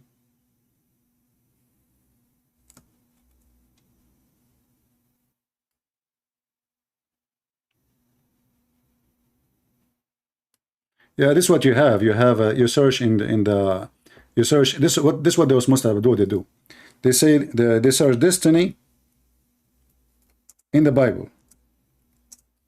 So this is why he's saying to you, I have 64 verses more. But if you read them carefully, you will see not 0 of them is about predestiny. The destiny we are talking about in Christianity, that God he have a plan. And this is what he is actually quoting for us exactly from the internet, verse after verse.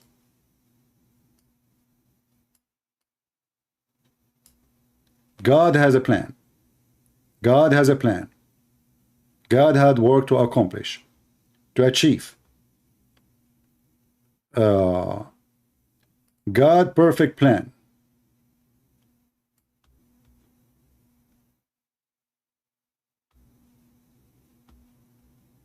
Walk into your destiny. Do you see the word destiny? But if we go and read, we will see that the destiny we are talking about, that whoever believe in me and die, he will live. The destiny of Adam, if you eat from this tree, you shall die. That is a destiny. But God did not write the sin of mankind. So what you are talking about, you potato, is a plan where either you go to heaven or you go to hell. So if we go here, so you can quote all the 60 verses you have, and we will laugh at you. For all of them, they confirm the same thing. From the fruit of the tree, in the midst of the garden, God said, you shall not eat it, neither shall you touch it, lest ye die. This is destiny. But destiny in what? Destiny not of doing the act. God did not decide for you to touch it. God said to you, don't touch it. In Islam, God decided to Adam to touch it and to eat it. Do you see why we are laughing at you? So when you quote the same word in the Bible, it have different meaning. In Islam, it is your fruit. But it is Allah plan, which means you did not do it. It was Allah who did it. So if look, just to make it very easy to understand, this is the story of Adam in the Bible. Did God of the Christians made Adam commit sin? No. Adam, he chose to touch it, to eat it. If we go to Muhammad's story, we will find the following. Let us see here, which one? Here we go.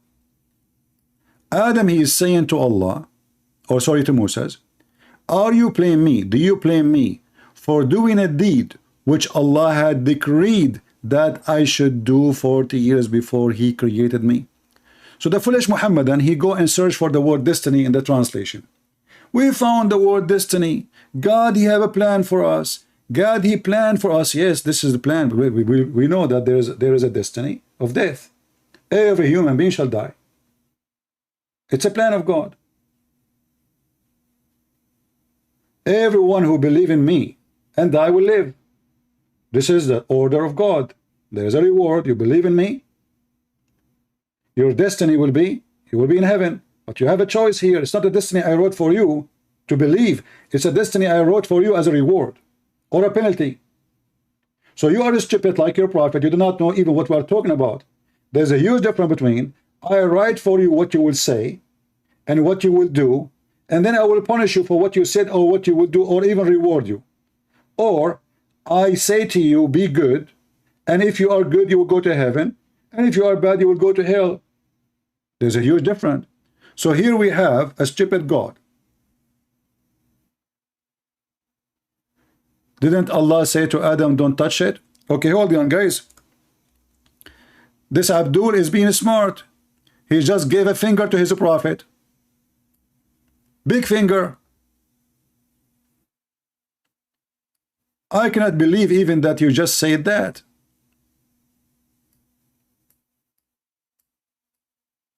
Are you sure you are not working for a Christian prince? Because your statement sound like you are. So look what happened. He just said, Amitabh, I think he's Indonesian maybe. Didn't Allah, he says to Adam, don't touch it? Stop lying, bro. You are exposed. So you just said that your prophet is a liar. Because you stupid idiot, it's not me who is saying this hadith. Guys, do you see the stupidity? He just gave a big finger to Muhammad. It's not me who said that. It's in the front of you, you donkey. This is your prophet, and your prophet, he shake his head, and he agree, and he reported 3 times that Adam, he won the argument. Bro. So, shall I make you an admin now in my chat? Because you deserve to be an admin. You are priceless. This guy, he got his prophet busted. Stop lying.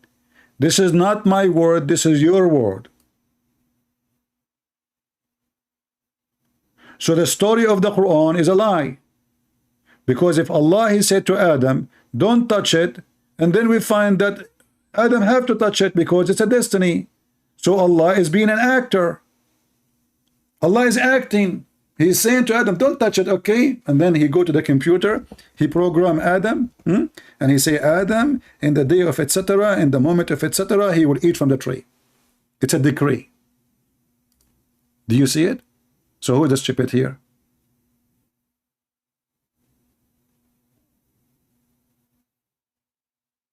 Are you there?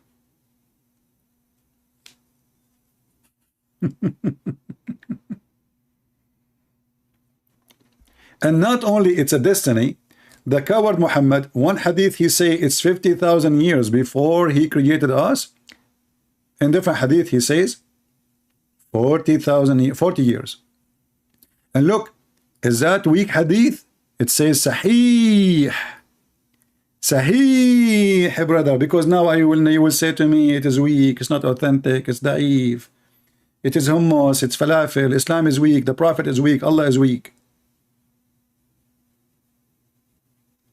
I am arguing as an atheist? How is that?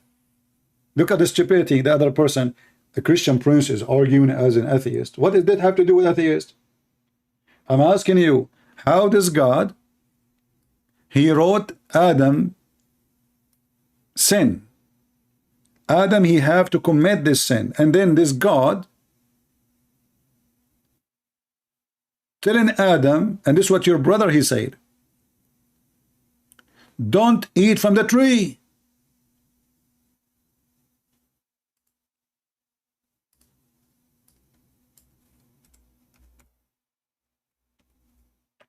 Let us go to the stupid Quran so everybody can take a bite of this silly cult.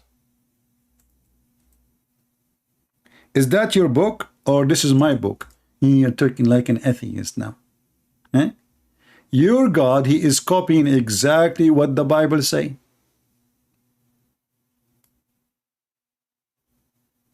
Look, all those verses. Do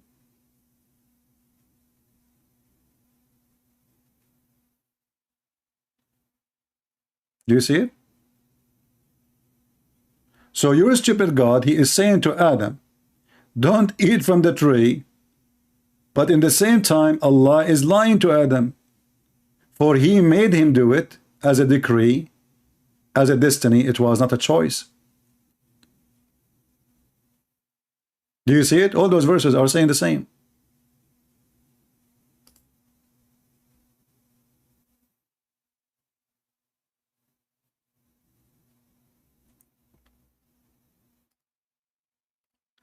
Your Bible says that your God write everything down. He all-knowing. You believe in a free will. Show me the verses so we can love together. Go ahead, Tariq. Guys, God, he wrote everything down. He is all-knowing. And you talk about the free will. Well, Tariq, I will, you will get a reward. I will give you extra boobs in heaven from Allah if you can prove what you are saying. Go ahead. Give me the verse. It says that God, he wrote for you to do sin. He made you commit sin. He made Adam commit sin. Go ahead. And you know what? Even if what you say is true, which is false, that will not make you save your God from being stupid. A second ago, you were saying, I am arguing as an atheist. How you answer an atheist? He show you that Allah, he have a plan to Adam to commit sin, and then Allah want to punish Adam for committing sin. So all this story here is an act. When Allah, he says to Adam, don't eat from the tree, it was a joke. Because Allah, he ordered them in his decree to eat it. And they cannot escape it. Do you see it? So the Muslim, they have foolish answer. And look, any tap, he disappear. What happened to him? Open your Skype, you lied. Allah did not forbid Adam to approach the tree. The verse in front of you, you idiot. Do you know how to read?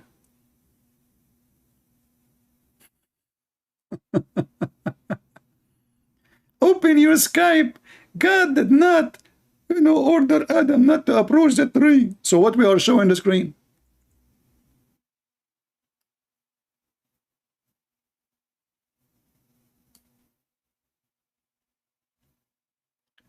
You lied saying that Allah did not forbid Adam from approaching the tree.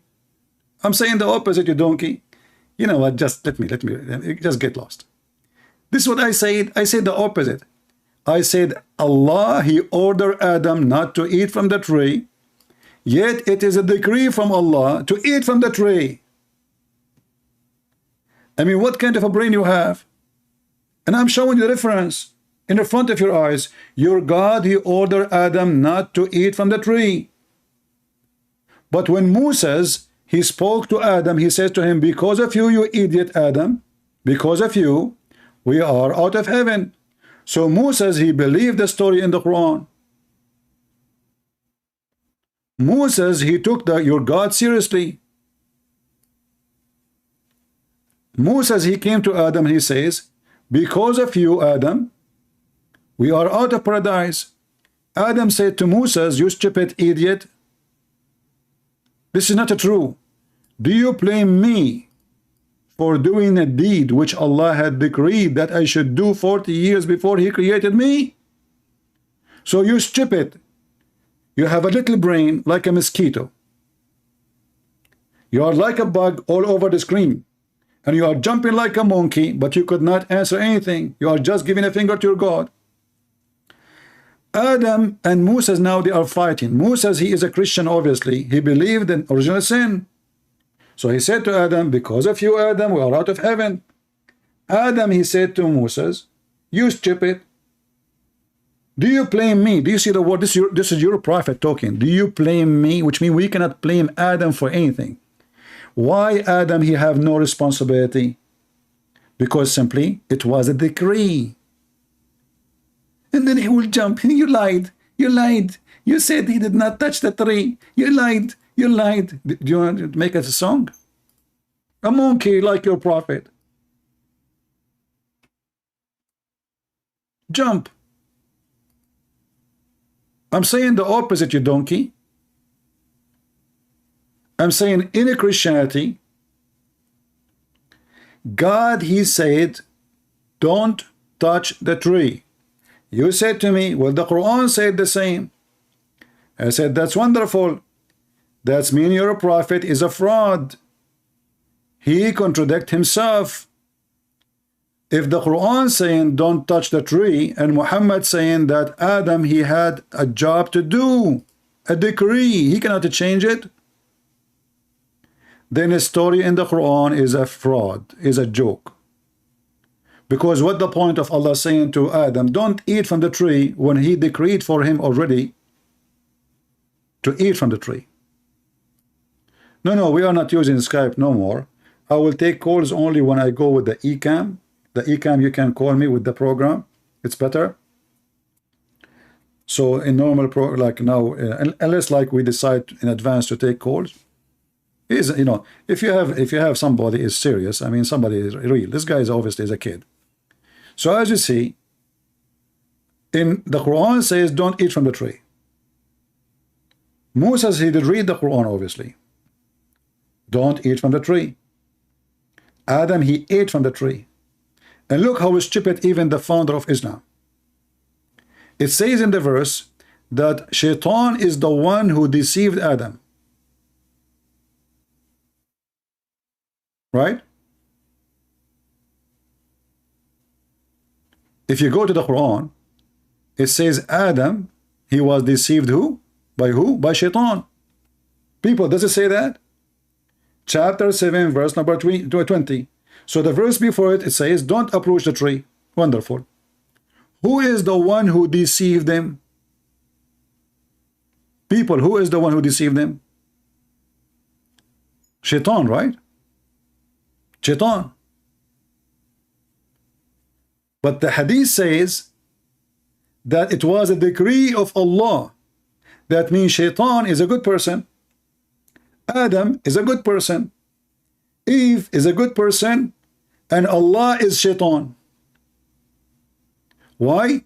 Because it's Allah who made Shaitan go to Adam, speak to him, whisper into him to bring him into sin. It was Allah who sent Shaitan. Actually, there's other verses in the Quran confirm that. Look what the Quran says. Allah, he made Shaitan deceived.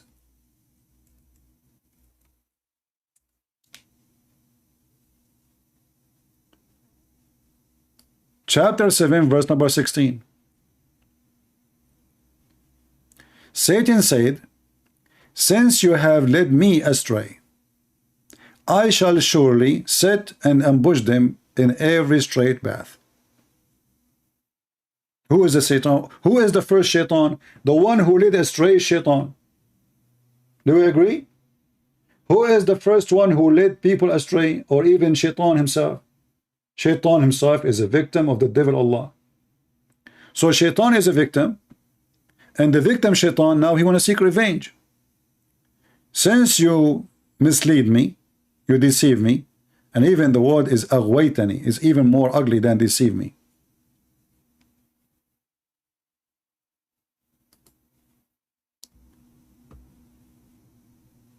Chapter 15, verse number 39, it says the same. You led me to error. This is the Muslim translation. Guys, do you see it? Who is the one who led Shaitan to error, to make him Shaitan?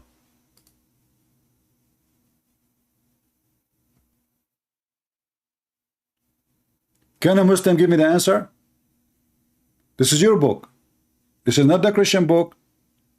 Chapter 15, verse number 39. Who is the one who led Shaitan to be a bad person? Who is a Muslim have the courage to tell us the answer? Who is the one who led Shaitan?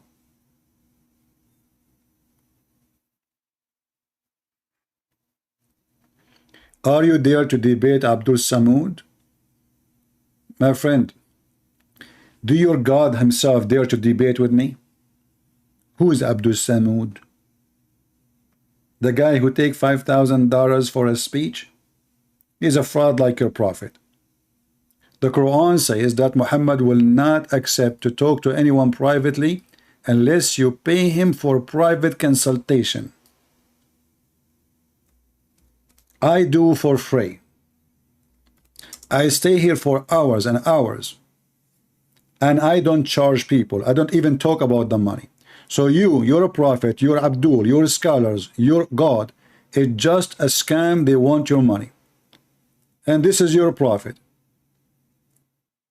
Muhammad, he said, Allah, he said, sorry. If you want to meet the prophet in private consultation, do you know how many times I speak to Muslims? Almost every day. For free. And I even talk about it.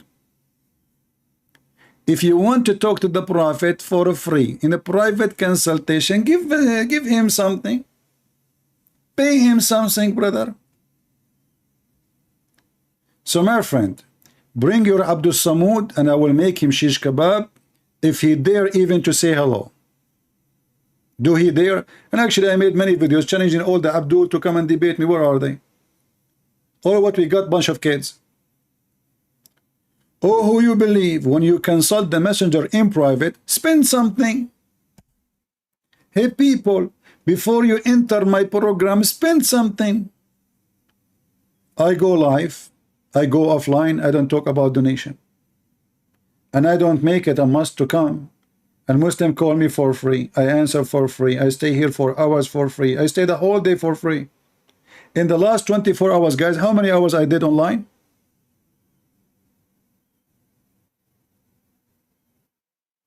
Did I ask you to pay me? I come here regardless what people want to do. I am here because I'm a believer. You're a prophet. He claimed to be a prophet. Yet he will not speak to you in a private consultation unless you pay him first. This is God teaching.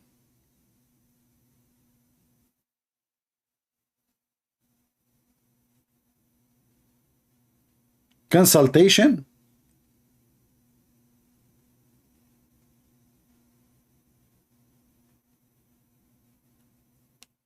So don't tell me, do you dare to debate this guy and that guy? Your guy is El Potato, the only Muslim from Indonesia who spoke to me. He called himself Ustad. He did not even dare to call me. He did not allow me to call him because he's a coward. His name is Sheikh what? Insan? Ustad Insan. Christian Prince, I have a question for you.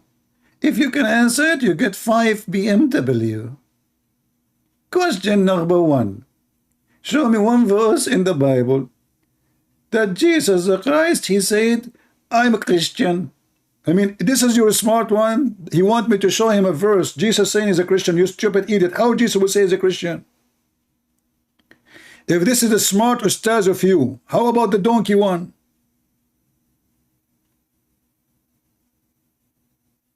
This is the smart one of you. Christian Prince, I challenge you. And what? 5 BMW? Can you make one Toyota and one is Honda and one is... I mean, why 5 BMW? They are expensive, man, to fix them. Do you know how much it costs to change the oil? I'm not a fan of them. Can we exchange them? Can you give me a Cobone? And what is the challenge? Can you prove to me that Jesus is God? Guys, what's the name of this guy? I forgot his name. So let us search his name and see his video for the memory of him. He died. He challenged me and he died. After he challenged me, Allah, he took him to heaven, brother.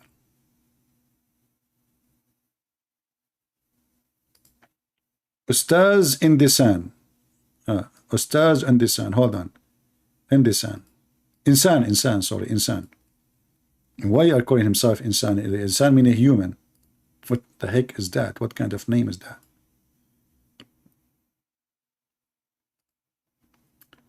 Hold on.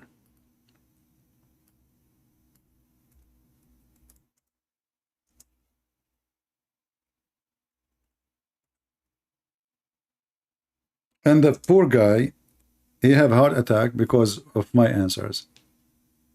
Christian Prince.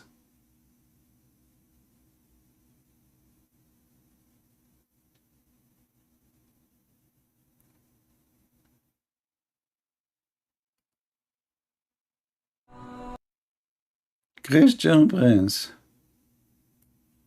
I mean, you die laughing when you hear those people.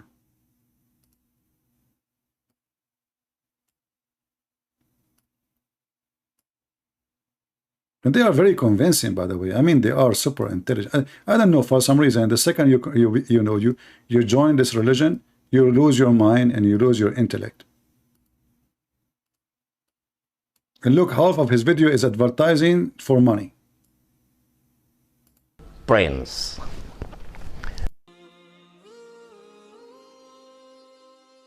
Is grand prize BMW for Christian Prince. Hi, Christian Prince. I will give you the BMW car as a reward if you can answer every question as follows. First, show me the verse in the Bible that tells Jesus is a Christian.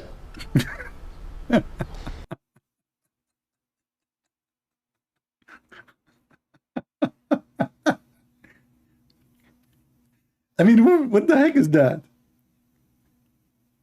What the heck? Show me a verse in the Bible that Jesus is a Christian. No comment. Christian Prince, show me the verse in the Bible. It shows that Jesus is a Christian. I will give you 5 BMW. Like, what the heck? And this is the first question. What is the second question? You won't find any. Are you sure? It's because the name of Christian emerged for the first time in Antioch long after Jesus died. Ooh. And those who gave a name of Christian were Barnabas and Paul. The stupid idiot. So Allah, he called the Christian Christian. He learned from Barnabas and Paul.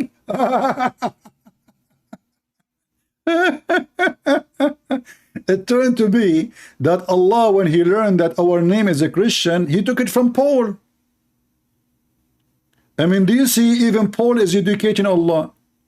How Allah, he got the name of Christian too? If Paul is the one who called us Christian, why the stupid Allah is taking the name of a Christian from Paul?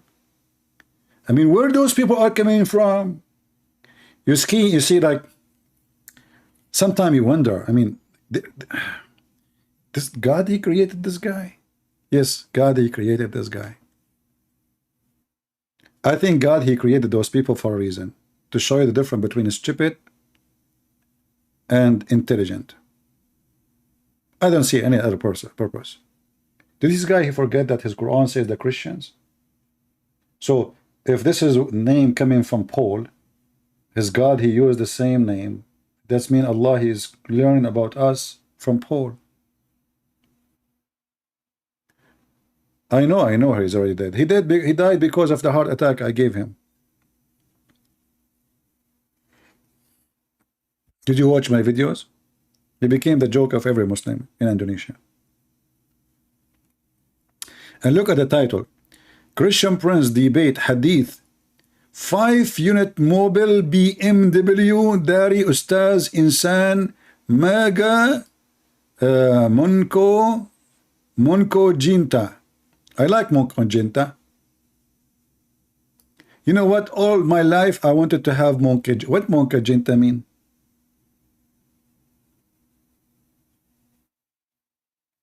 Anybody knows what Monco Ginta mean? What Monco Ginta? Is that like a monkey something? Is that his name, last name? Is it part of the last name or?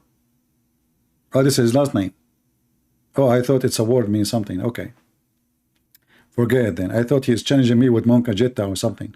Like I give you Monca Jetta in the top of the BMW. And you know, 5 BMW, look how generous they are. Like every 5 questions, 5 BMW. Guys, do you know how rich I am now? Each Muslim, I get him busted, I get a BMW. Okay, I get it. So his right name is Moko Jinta. What Moko Jinta mean? By the way, I love this. I really like the especially the Quran in the Indonesian language. It's fun. I mean, this guy, he have a lot of questions and nobody can answer, brother. They are so powerful. 26. Christian Prince.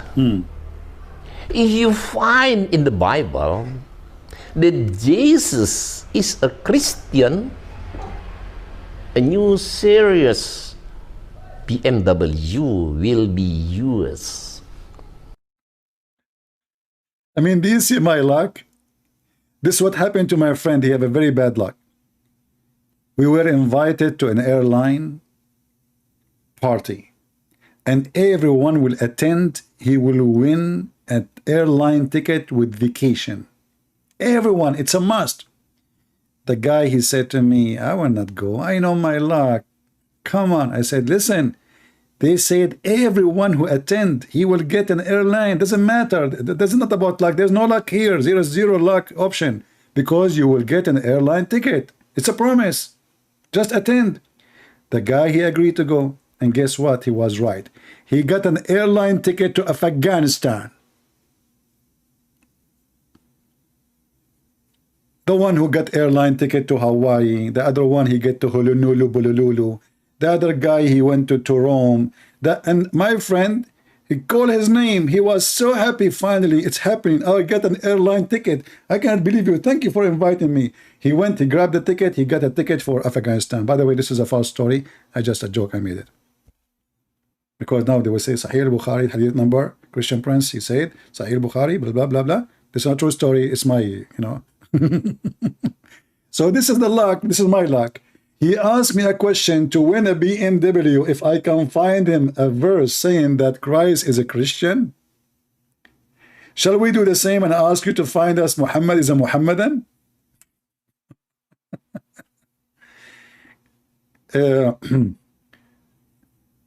Ustaz Insan, can you find me one verse in the Quran saying that Muhammad is Muhammadan? Oh, don't remind me about this. In the Indonesian Quran, everything ends with an. Anything. You name it. If you click here to Indonesian language, that's why I like it actually. I want to go to Indonesia, but you know, like I will find like maybe 1 million Indonesian Muslim waiting for me in the airport. Takbir, Christian Prince is here. What is the Indonesian language?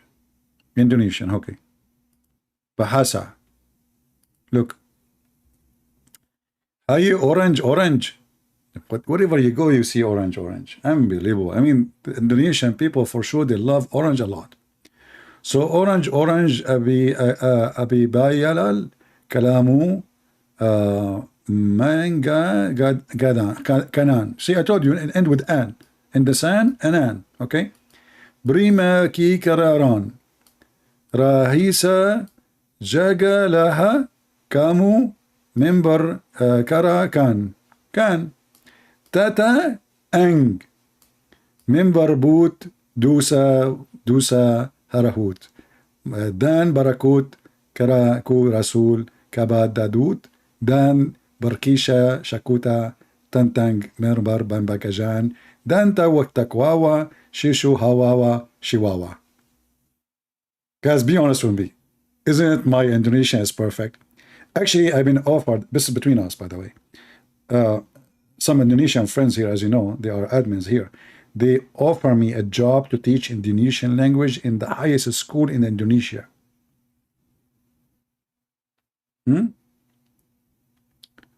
And because my knowledge is so good in the language, you know, I told them if I teach there, they have to agree. I have to add new words. I cannot just teach a language like this. I have to create a new words. As an example, donkey, potato, stupid, hummus. Those have to be added if I'm going to teach the Quran. It's a must. And not to forget, are you sure? If they agree, we'll go for it. Prophet M, what are you saying to me in Indonesia? Are you calling me names now? Do you think I don't speak Indonesian, huh? I am like Al-Hussein. I speak 70 million languages. I don't like to talk about myself much because I'm very humble. Guys, do you remember what yesterday we were talking about? Who remember yesterday? What is the name of Ali?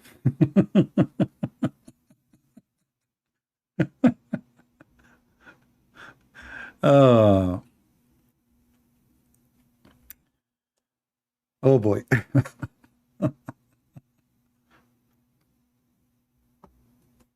Actually, I would like to learn. Guys, if I learn Indonesian and I open a channel in Indonesian language, I am sure my channel will have 1 million subscribers in less than a month.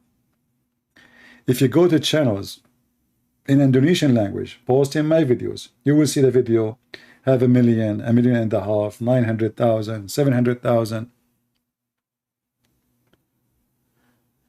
Oh boy, I should learn it.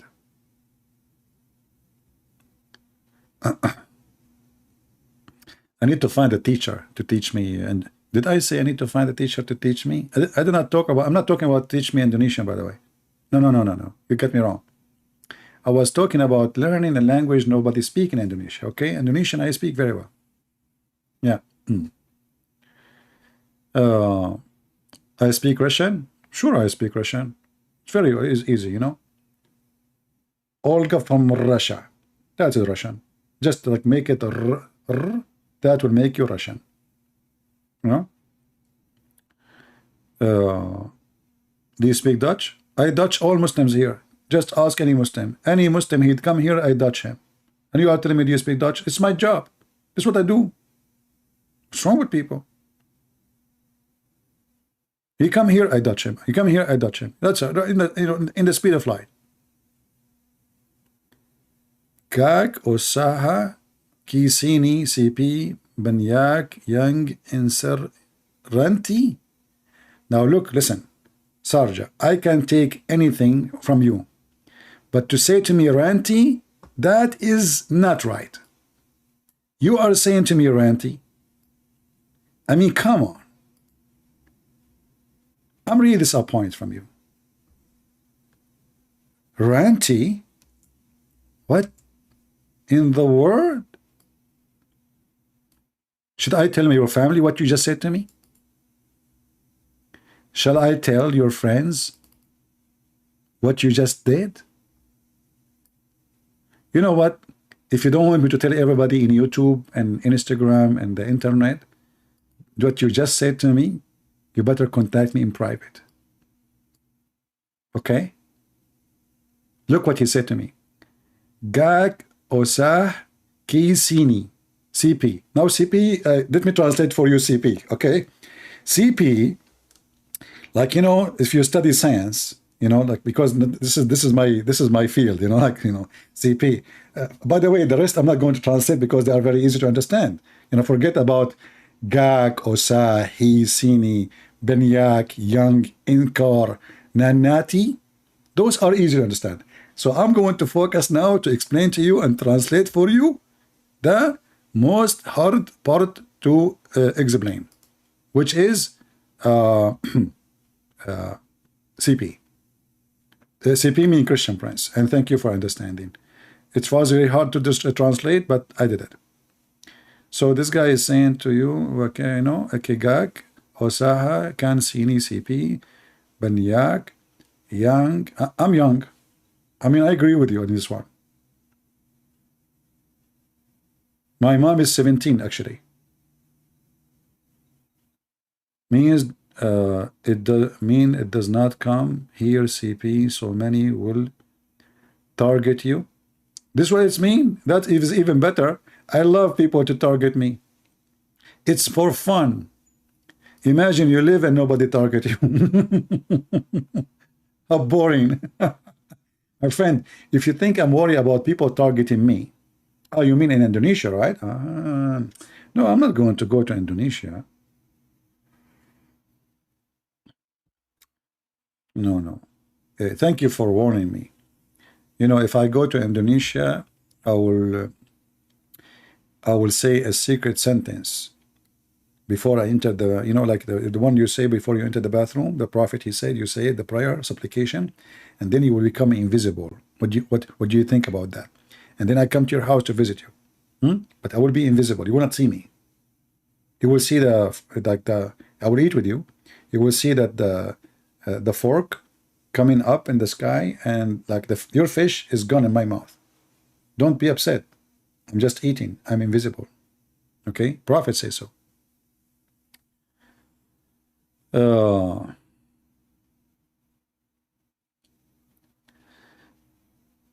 Huri will target me. That is another worry. The Huris are actually more scary than the terrorist. Imagine you go somewhere and there's like 40, 50 women, they are targeting you and they are chasing you.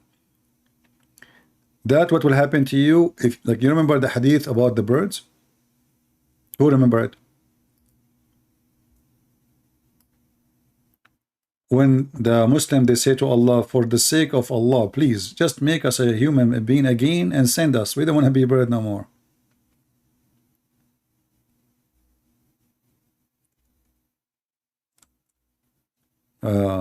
If you remember the hadith we mentioned yesterday,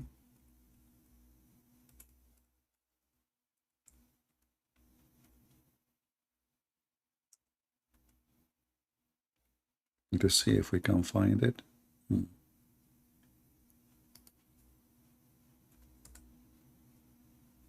Look at this, brother.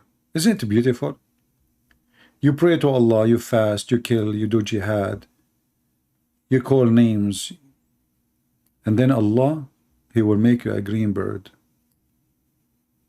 Brother, isn't this the dream of every one of us? Just be honest. I know, because you are a Christian, you cannot be honest. Especially you don't practice taqiyya. If you practice taqiyya, brother, you will be honest. Even the word honest, the Muslim, they have the same words we use, but they have totally different meaning.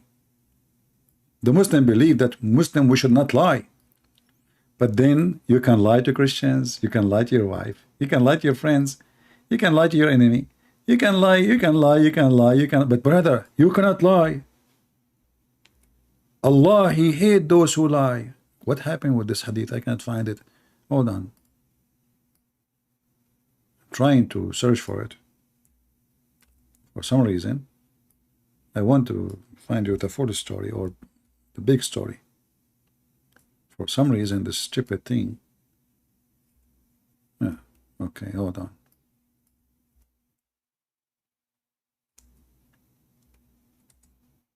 Yeah. So here now,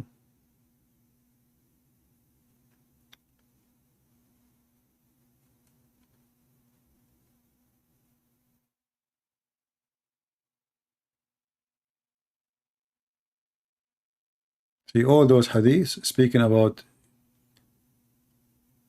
and here Allah, He will ask the mujahideen who die for the sake of Allah, He will ask them a question 3 times. You see Allah, see this funny religion, they speak that they are against Trinity, But everything in this religion is a trinity. The God, when he speak, he asks question 3 times. Muhammad, he repeat even assalamu alaikum. Have you ever heard of somebody saying assalamu alaikum 3 times? I will give Muslim 5 BMW if he can tell me why your prophet he have to repeat the answer, the question, sorry, assalamu alaikum 3 times, or a sentence 3 times. Like if you see here, Allah he asked the murderer who became birds, he asked them a question 3 times, and each time they answered him the same answer. And then they said to him, because Allah will not leave them alone, he keep asking him the same question. Look with me. It says he asked them that question 3 times, and when they see that they will not be left alone without asking same thing, they tell their Lord they wish to go back. I want to go back, please Allah, I want to go back, just let me go back, you know, just leave us alone, Allah, you know. When you see how stupid the story, this God, he asked the question, they answer him. He asked the same question again, they answer him. He asked the same question again, they answer him. He asked the same question again, they answer him. And then they find out that this God will not stop. He's like a dog. How, how, how, how, how, how. So they say to Allah, please, please, Allah, please, we want to go back. For the sake of Allah, just go back, okay? They say to him, look what it says. This is what it says in front of you. And when they see that they will not be left alone, I mean, what kind of a believer he want God to leave him alone? So when they notice that Allah will not leave them alone without asking something, what an idiot, like a talking machine. Like, do you like high candies? Yeah, Allah, come on, just shut up. Okay, do you like video game? Allah, come on. I'm right now doing yoga with Sad Guru. His name is Sad, and he is Guru, and he is teaching you how to be happy. I mean, you get the point. You get the point there. You know the thing? Sad Guru. Like, what the heck? So if you join Sad Guru, you will learn how to be happy in life doing yoga? Go change your name first. Like, make it Happy Guru, Junkie Guru, Smart Guru, but Sad Guru? And you want to teach me how to be happy? I mean, this is Allah himself. So the sad Allah, he keep talking, keep repeating the same question. And the Muslim Abdul, they find out that Allah, he will never leave him alone. So then they start crying, saying, please Allah, just let us return to our body, please. We want to leave. Just leave. We don't want to be in heaven no more. Just leave us alone. Because in heaven, by the way, there's no cotton to put it in your ears. So you cannot avoid Allah. I mean, that's it. You put cotton, you put your shoes in your ears, still Allah, because his voice is powerful, you know, this is Allah. Are you kidding me? Do you know how strong the voice of Allah is? Huh? What the heck was this? Sad Guru.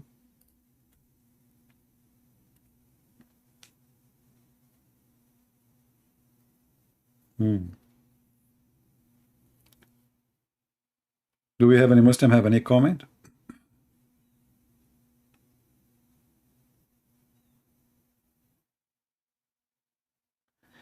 You want to grow me in your backyard? I hope your wife is not there, because the same story of Adam and Christian Prince will be Christian Prince and Eve will be repeated, and he will be watching us from the video, from the window. I wish I can grow you in the backyard. You're so cute. Okay, you got a point there. Just be sure that your wife is not there for safety.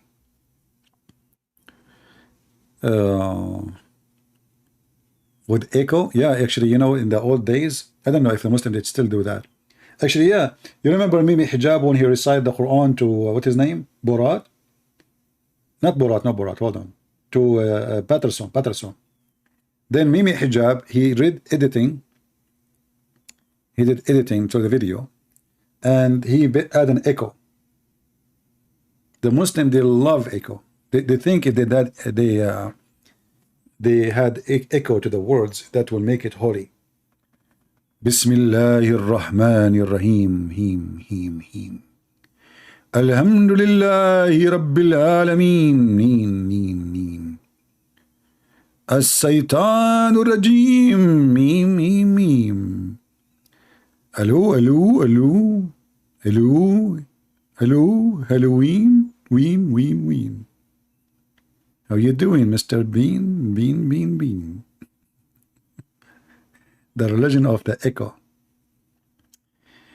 Riley Hunt. It's truly an honor to be in your life. You are welcome, my friend.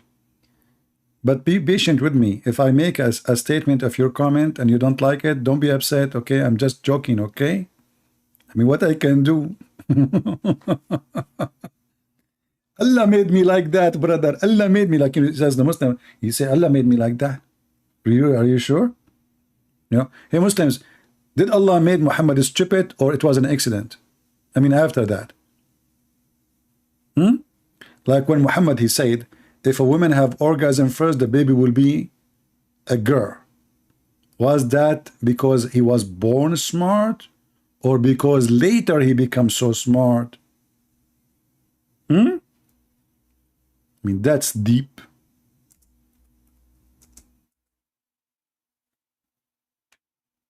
What the heck?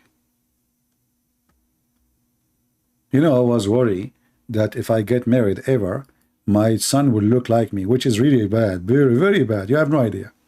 But now, with the knowledge of the Prophet of Allah, peace be upon him, I know how to avoid such a disaster from happening again. Simply, I will never come first. I will let my wife come first. Look at the genius. How the Prophet, he knew this? And by the way, now all of you, you know what happened in the bedroom between your mother and your father. So in case you are a female, you know that your mother, she did it first. Go tell her. And if you don't do that at home, disclaimer, don't do this at home. I'm just joking. And if you are a boy, now you know that it was your dad who screamed first. Unbelievable. Look, this, you see the knowledge, but the knowledge is powerful. Now we know what happened in the bedroom, yet we are not there. We are not even exist yet. This is genius. This is genius. So then how the child resemble her, huh? Come on.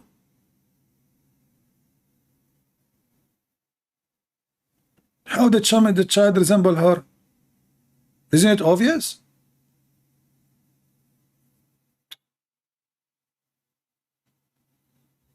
Hey Tariq, how are you doing, Mr. Tariq? Is it allowed to know how old are you? For sure, my friend, I was born long time ago. Do you have time? Sit down. I will tell you. You know, once upon the time, actually, let me do this.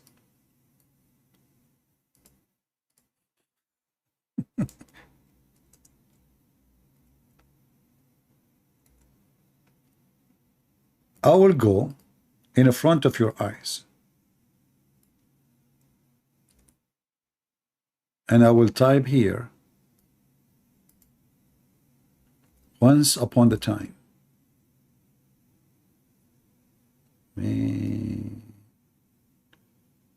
What we will find here, hold on.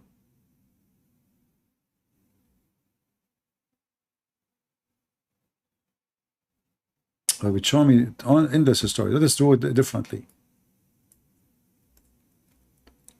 Once upon the time, there was a group of people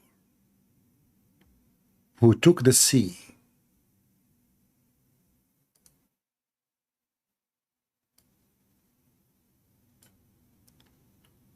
in the sea. They arrived to an island.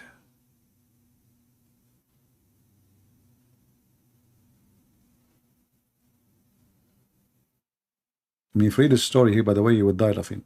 But I will skip this part. Look.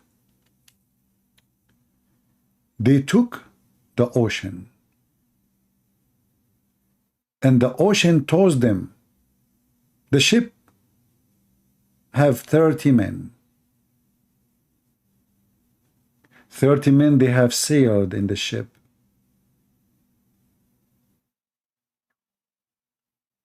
There was a storm, and the storm tossed them by the wave in the ocean for a month.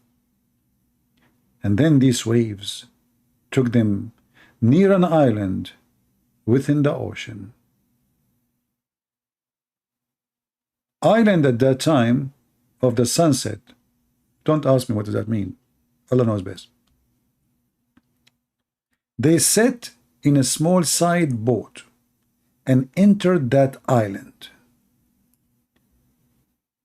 There was a beast with long, thick hair.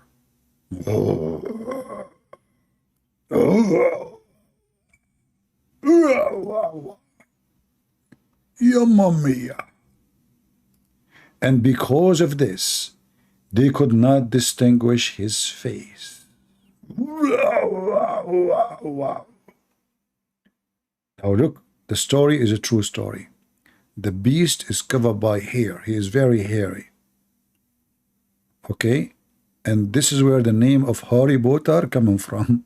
Harry Potter. Listen carefully. Harry Potter. Okay? Potter is the one who carry things next to the port. This guy is in the beast. He is in the port, in the island. Hello? And he is very hairy. Harry Potter.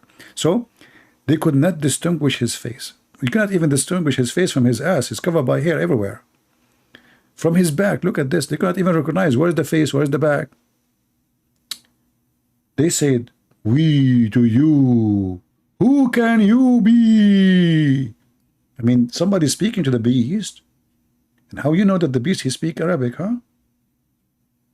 That's a good story. So you speak to the beast in Arabic? You must be an Arab beast. I mean, it's obvious. They are Arab. They are saying to him, "Oh, you be, who could you be?" You know, I'm so glad that Joe Biden was not there. Joe Biden, he will approach the beast differently. He will say to him, "Listen to me. We are created by the thing. You know the thing. You know?" And that will be like easier, like to understand. I mean, the language is nicer, diplomatic, more diplomatic. And then it says here, thereupon it said, "I am al-Jassas." They said, "What the heck? Al-Jassasa?" And it said, "Oh people, go to this person in the monastery." There's a monastery in the island. Take a note. There's where? The what? There's a monastery where? In the island. True story. I saw many of them in the islands all over, you know? Okay. "And as he very much eager to know about you." Look like this beast has a like Wi-Fi, you know, like a walkie-talkie, you know, like the one you talk with it. So because how this beast knew that the one in the monastery, he would like to know about them? What the heck? "So go to the monastery, as he is very much eager to know about you." Then he, the narrator, said, "When it's named a person for us, we were afraid. It's last, it should be the devil, a devil. Then we hurriedly went till we came to the monastery." Now imagine in the background a sound of noise, a sound of horror. Ooh, what the heck is that, man? I mean, things happened, brother. Things really happened.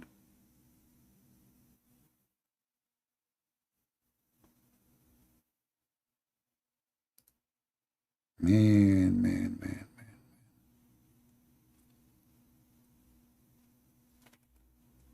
And when they arrived to the monastery,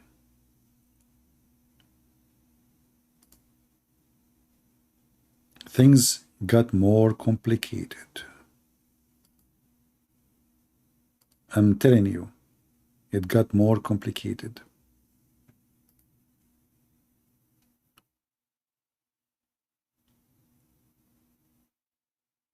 When they arrived to the monastery, they found a well-built person. He's like me. Look, man. There with his hands tied to his neck. How this guy, he lived? Who tied him there? I want to know. Free Mr. Beast. Free Mr. Beast. He's very well built.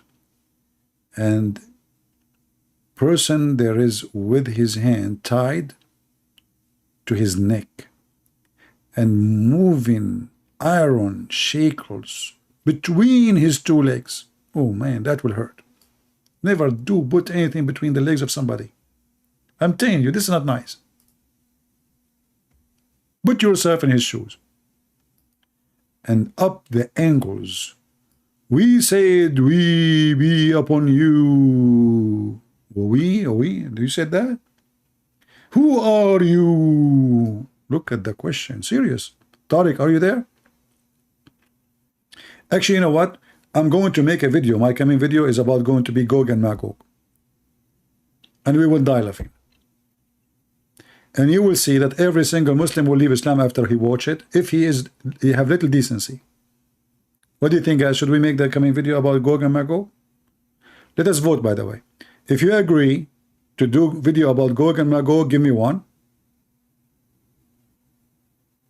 If you agree about doing a video about Gog and Magog, give me one.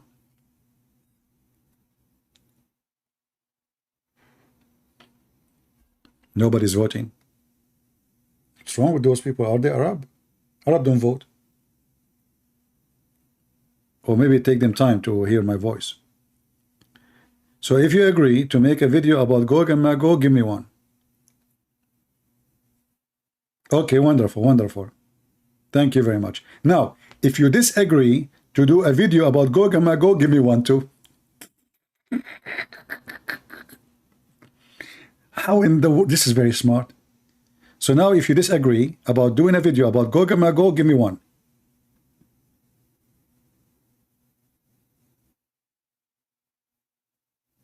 Okay, so now we did count the numbers of the ones. And as long both of you agree to disagree, because you agree to do the video and disagree to the video, all of you give me one. Therefore, I will make the video and I will not make the video. Like 50-50.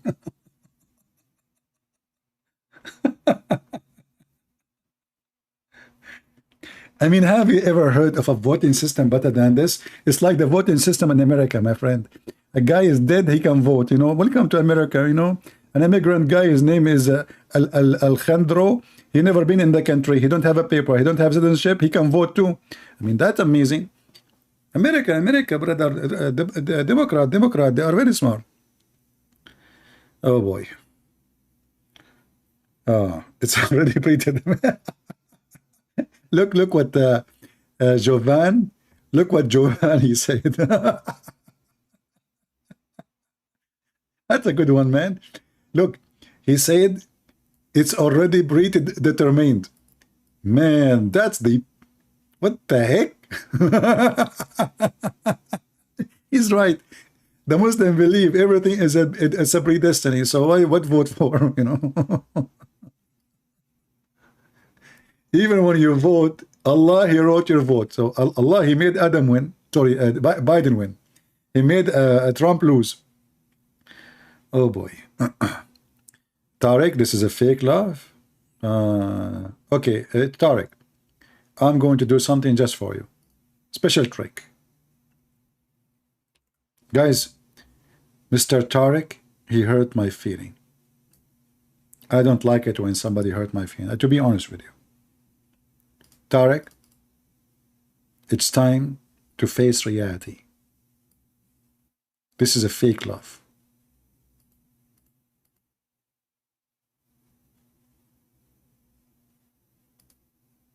Read with me.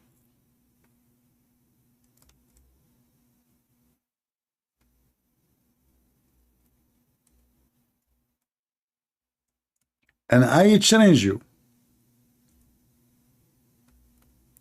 to describe this love for me.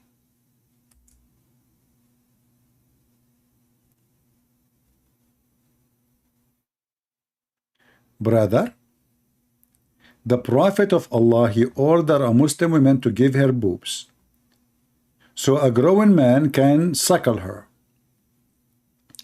Aisha, she ordered her sisters, not nobody can enter upon her unless they suckle their boobs. This is a fake love, brother.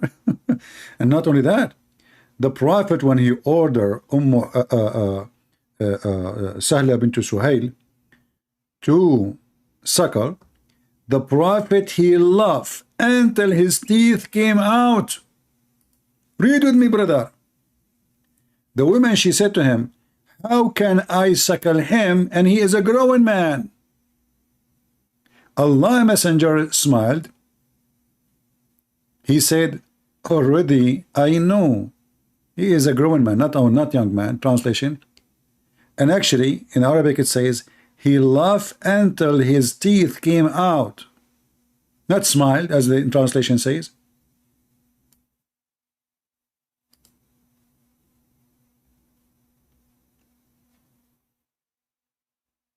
Is that a fake laugh? A woman, she is asking a prophet, how in the world I am going to suckle a man, he is a grown man, from my breast? What is the answer of your prophet? He laughed. So Tariq, was your prophet laughing at you Muslims? Was he laughing at Allah? Or he was laughing at your stupidity to believe in him?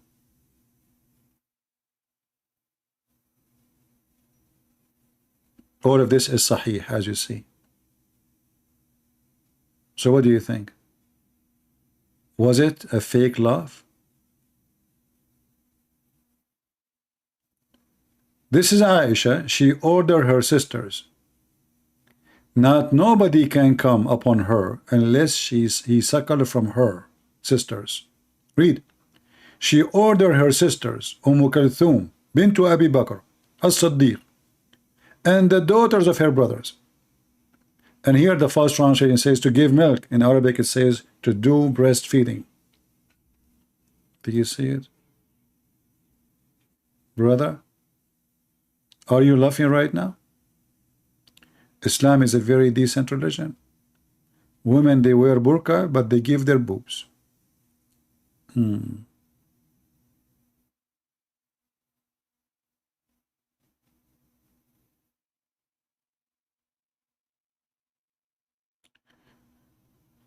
Let us see.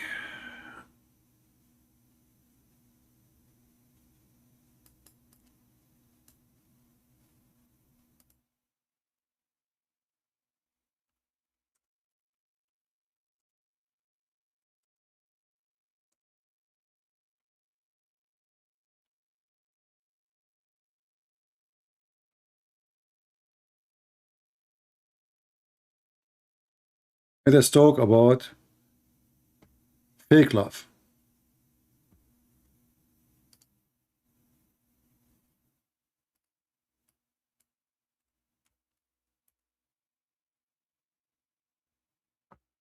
Look at your God, Prophet Muhammad. When he laughed, he kept laughing until her teeth come out of his mouth. Do you see it?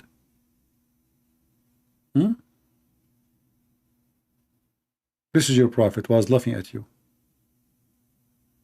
Look at this. They are saying to him, and Muhammad he agree, and he is happy, excited, that Allah he hold the sky in a finger.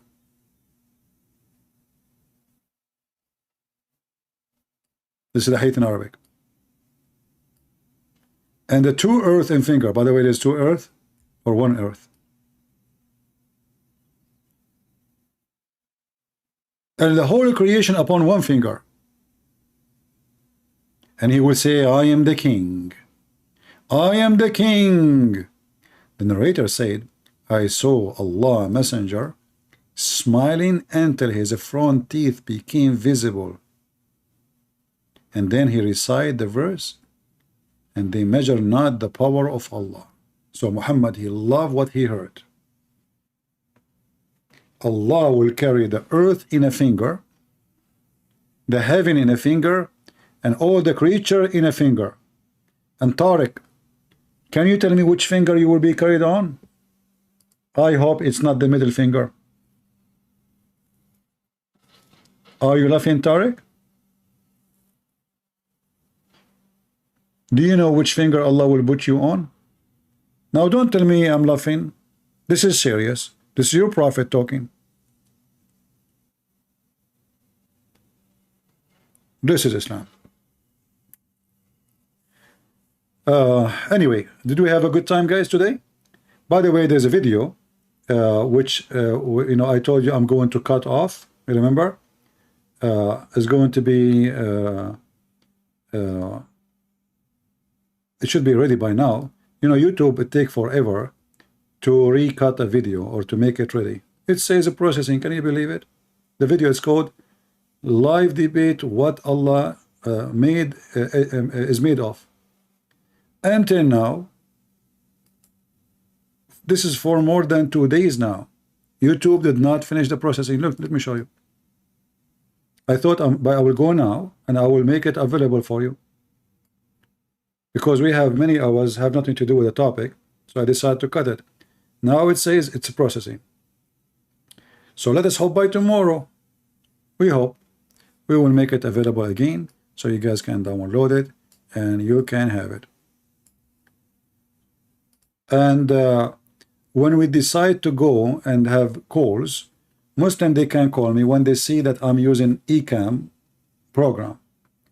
When I'm using this one, I will not take calls, because I don't want to use Skype no more. Skype became too much headache. A million texts coming to me from the middle of nowhere, and there's nowhere to control this program, you know. But in this eCam, one person at a time, nobody can add me, nobody can bother me, nobody can even text me. Either I accept your call, and not only that, it make one ring, which is very good.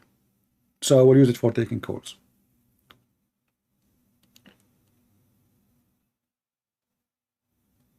Yeah, it's okay. You know, I mean, Google is a huge company. Imagine how many million videos is loaded every day in their server. Actually, I don't know how big those servers take to handle all of this. Do you know how much bandwidth it takes to do live broadcast? It's not easy. So I mean, there's, I don't know how many million right now as we speak, they are doing live broadcast. That is not easy, and we are glad actually to have their service, even we don't like their customer service. But YouTube is the best when it's come to do what we are doing. Live broadcast, it's for free, and you can go up to 8 hours, you know, in the broadcast like this. I mean, it's fantastic. The sound is good, the audio is good, right? Before, I used to go to a chat room in order to speak what I want to say. Now we have it recorded already. You can download it, you can share it. I mean, it's way better than before. You guys are blessed with the technology you have today. Not long time ago, all of this was not exist. Tariq is a biblical scholar. Okay, but he is not a Quran scholar. Hey, Tariq, let me send you to the biblical school then. Here we go. I give you a hide. As long as you are a biblical scholar, you became a threat for me now. Your knowledge is so good, brother. Tariq is a biblical scholar, brother. Hey, Tariq, don't forget to make a book. Tell us how Allah, He made someone look like Jesus. So your God wake up in the morning, He says, oh, today the Jews are going to kill Jesus, so I'm going to make Jesus look like Jesus. So when the Jews, they came to Jesus, they found two Jesus. One of them is the real Jesus and the other one is not fake Jesus. Then the Jews, they said to himself, which one is the real Jesus? Then the fake Jesus said to the Jews, I am the real Jesus. They said to him, how you can prove that? He said, I will prove to you. I have the passcode board for the computer. He sit in the computer, it says the username Jesus. He put the password and he passed. And then the other real Jesus, they make him sit in the computer. And they said to him, put your password. The real Jesus, he put the wrong password. So the Jews, they captured the real Jesus as a, they said he is a fake Jesus because he have the wrong passport. And the one who have the true passport, they believe in that he is Jesus. Because Allah gave the true passport for the false Jesus, and the real Jesus, he forgot the passport. And this is how the Jews, they were able to prove that the fake Jesus is Jesus. So they took the fake Jesus to the cross, and they crucified the fake Jesus. And then all the disciples of Jesus, they thought, this is Jesus, because he looked like Jesus, he talked like Jesus, he act like Jesus, he have the eyes of Jesus. But the brother and sister, this was not Jesus. For Jesus is not Jesus, and Allah is not Allah, and Muhammad is not Muhammad. What's wrong with this clone religion? You're a bunch of a clone. Not a clown, a bunch of a clone. Allah, he clone Yahya al-Kalbi, he make Jibreel like him. Shaitan, he clone Jibreel, and he come to Muhammad as Jibreel. Allah, he clone Jesus. I mean, this religion is a religion of a cloning. Everybody is a cloning everybody. Are you sure that your God is not Chinese? Counterfeit? Me. No, I'm not talking like Zakir Naik now. Actually, nobody can talk like Zakir Naik, to be honest with you.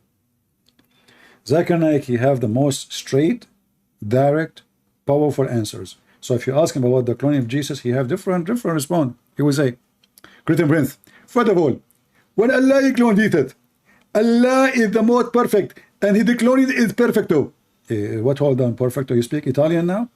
Christian Prince, let me tell you to you, the cloning of Allah is perfecto. And that's why when Allah he make a spaghetto, his spaghetto is better than the spaghetti.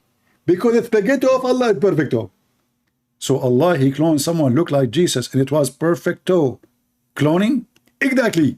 Christian, what, Zakir? Did you say exactly? Excuse me. I mean perfecto. Exactlo. Not exactly. Sorry. Okay, Zakir. So it's exactlo. So what is the purpose of Allah cloning someone look like Jesus?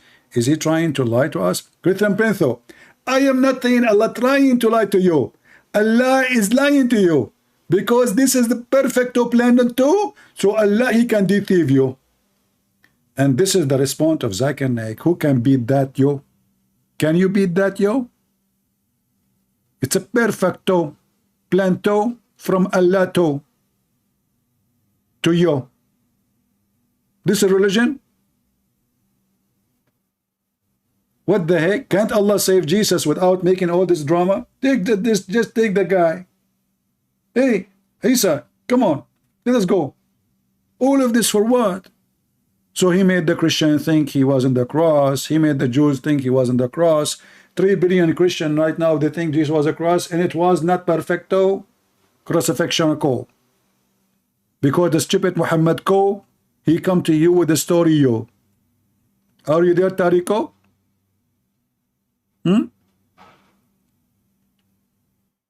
What the heck is that? Yo.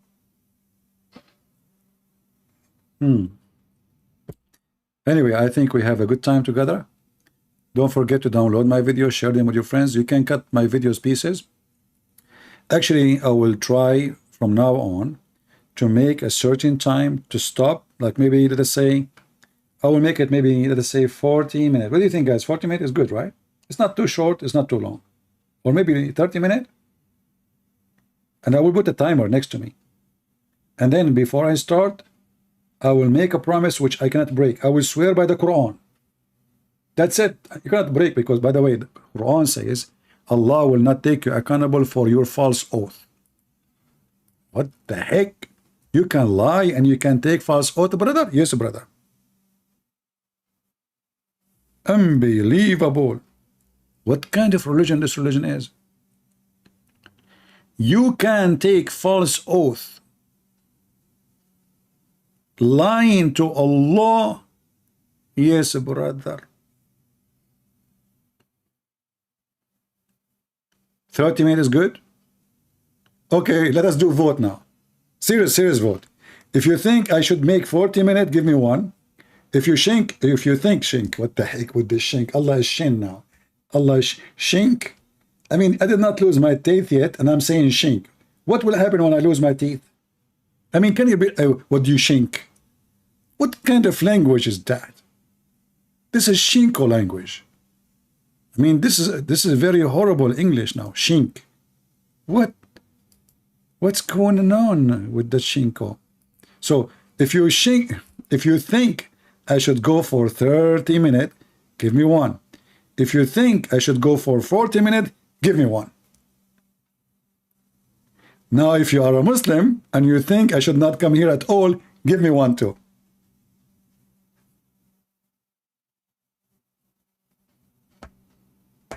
I'm waiting. No, we said give me one. You don't give me 40 and 30. Just vote by the following. Put one. If you are a Muslim too, who you want me not to come here no more, give me one too. Okay. Okay. All right. Okay, Leon. Okay, you gave me a lot of one. Do you know what happened now? Your keyboard is out of all the one you have. So from now on, if I say, give me one, you cannot give me one. I got you. I got all the one you have. You know, remember, I just took Allah from your keyboard because Allah is one. Do you see what I was doing all this time? I was asking you to put one. I took all your Allah. And now you have 0 Allah in your keyboard. X Allah, that's it. There's no more one. From now on, I say to you, give me one, you cannot. You push one, I will get 2 or maybe 3. Unbelievable. 1.5 hour at least. What about 1.5 day at least, man? Why are you being cheap?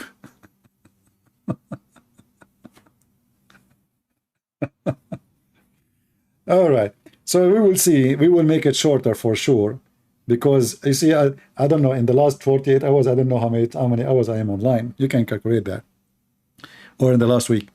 But we will make it shorter so people, they can download it easy. And they can share it easy too. However, even if the long video is long, you can download, you can recut, and you can make as an example, I was speaking about the story of the beast. You can cut that part. Make it a video by itself. Now, our common video is going to be about the people of Gog and Magog. And you will love it. You would love it. And if you are a Muslim, you will leave Islam. This is our topic, our coming one. I might go live again tonight. I might tomorrow. We will see. Until I see you again, guys, I want to say thank you for being here. May the Lord bless you all. And if I was harsh on you, don't cry. Say goodbye. Don't come here again. You need to be a person who is able to handle it. That Santa Claus is real. And Allah is not. If you cannot handle the truth that Santa Claus is real and Allah is not real, don't come here. Takbir. It's proven every day that your God is a fake God. Harry Potter God. Until we see you soon again, may the Lord bless you all. Christ is Lord, and Islam is false. And see you soon. Take care.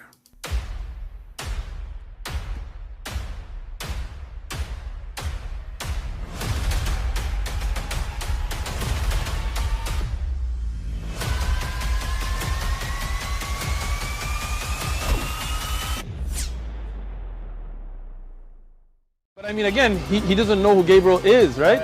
Because he didn't come from an Abrahamic faith.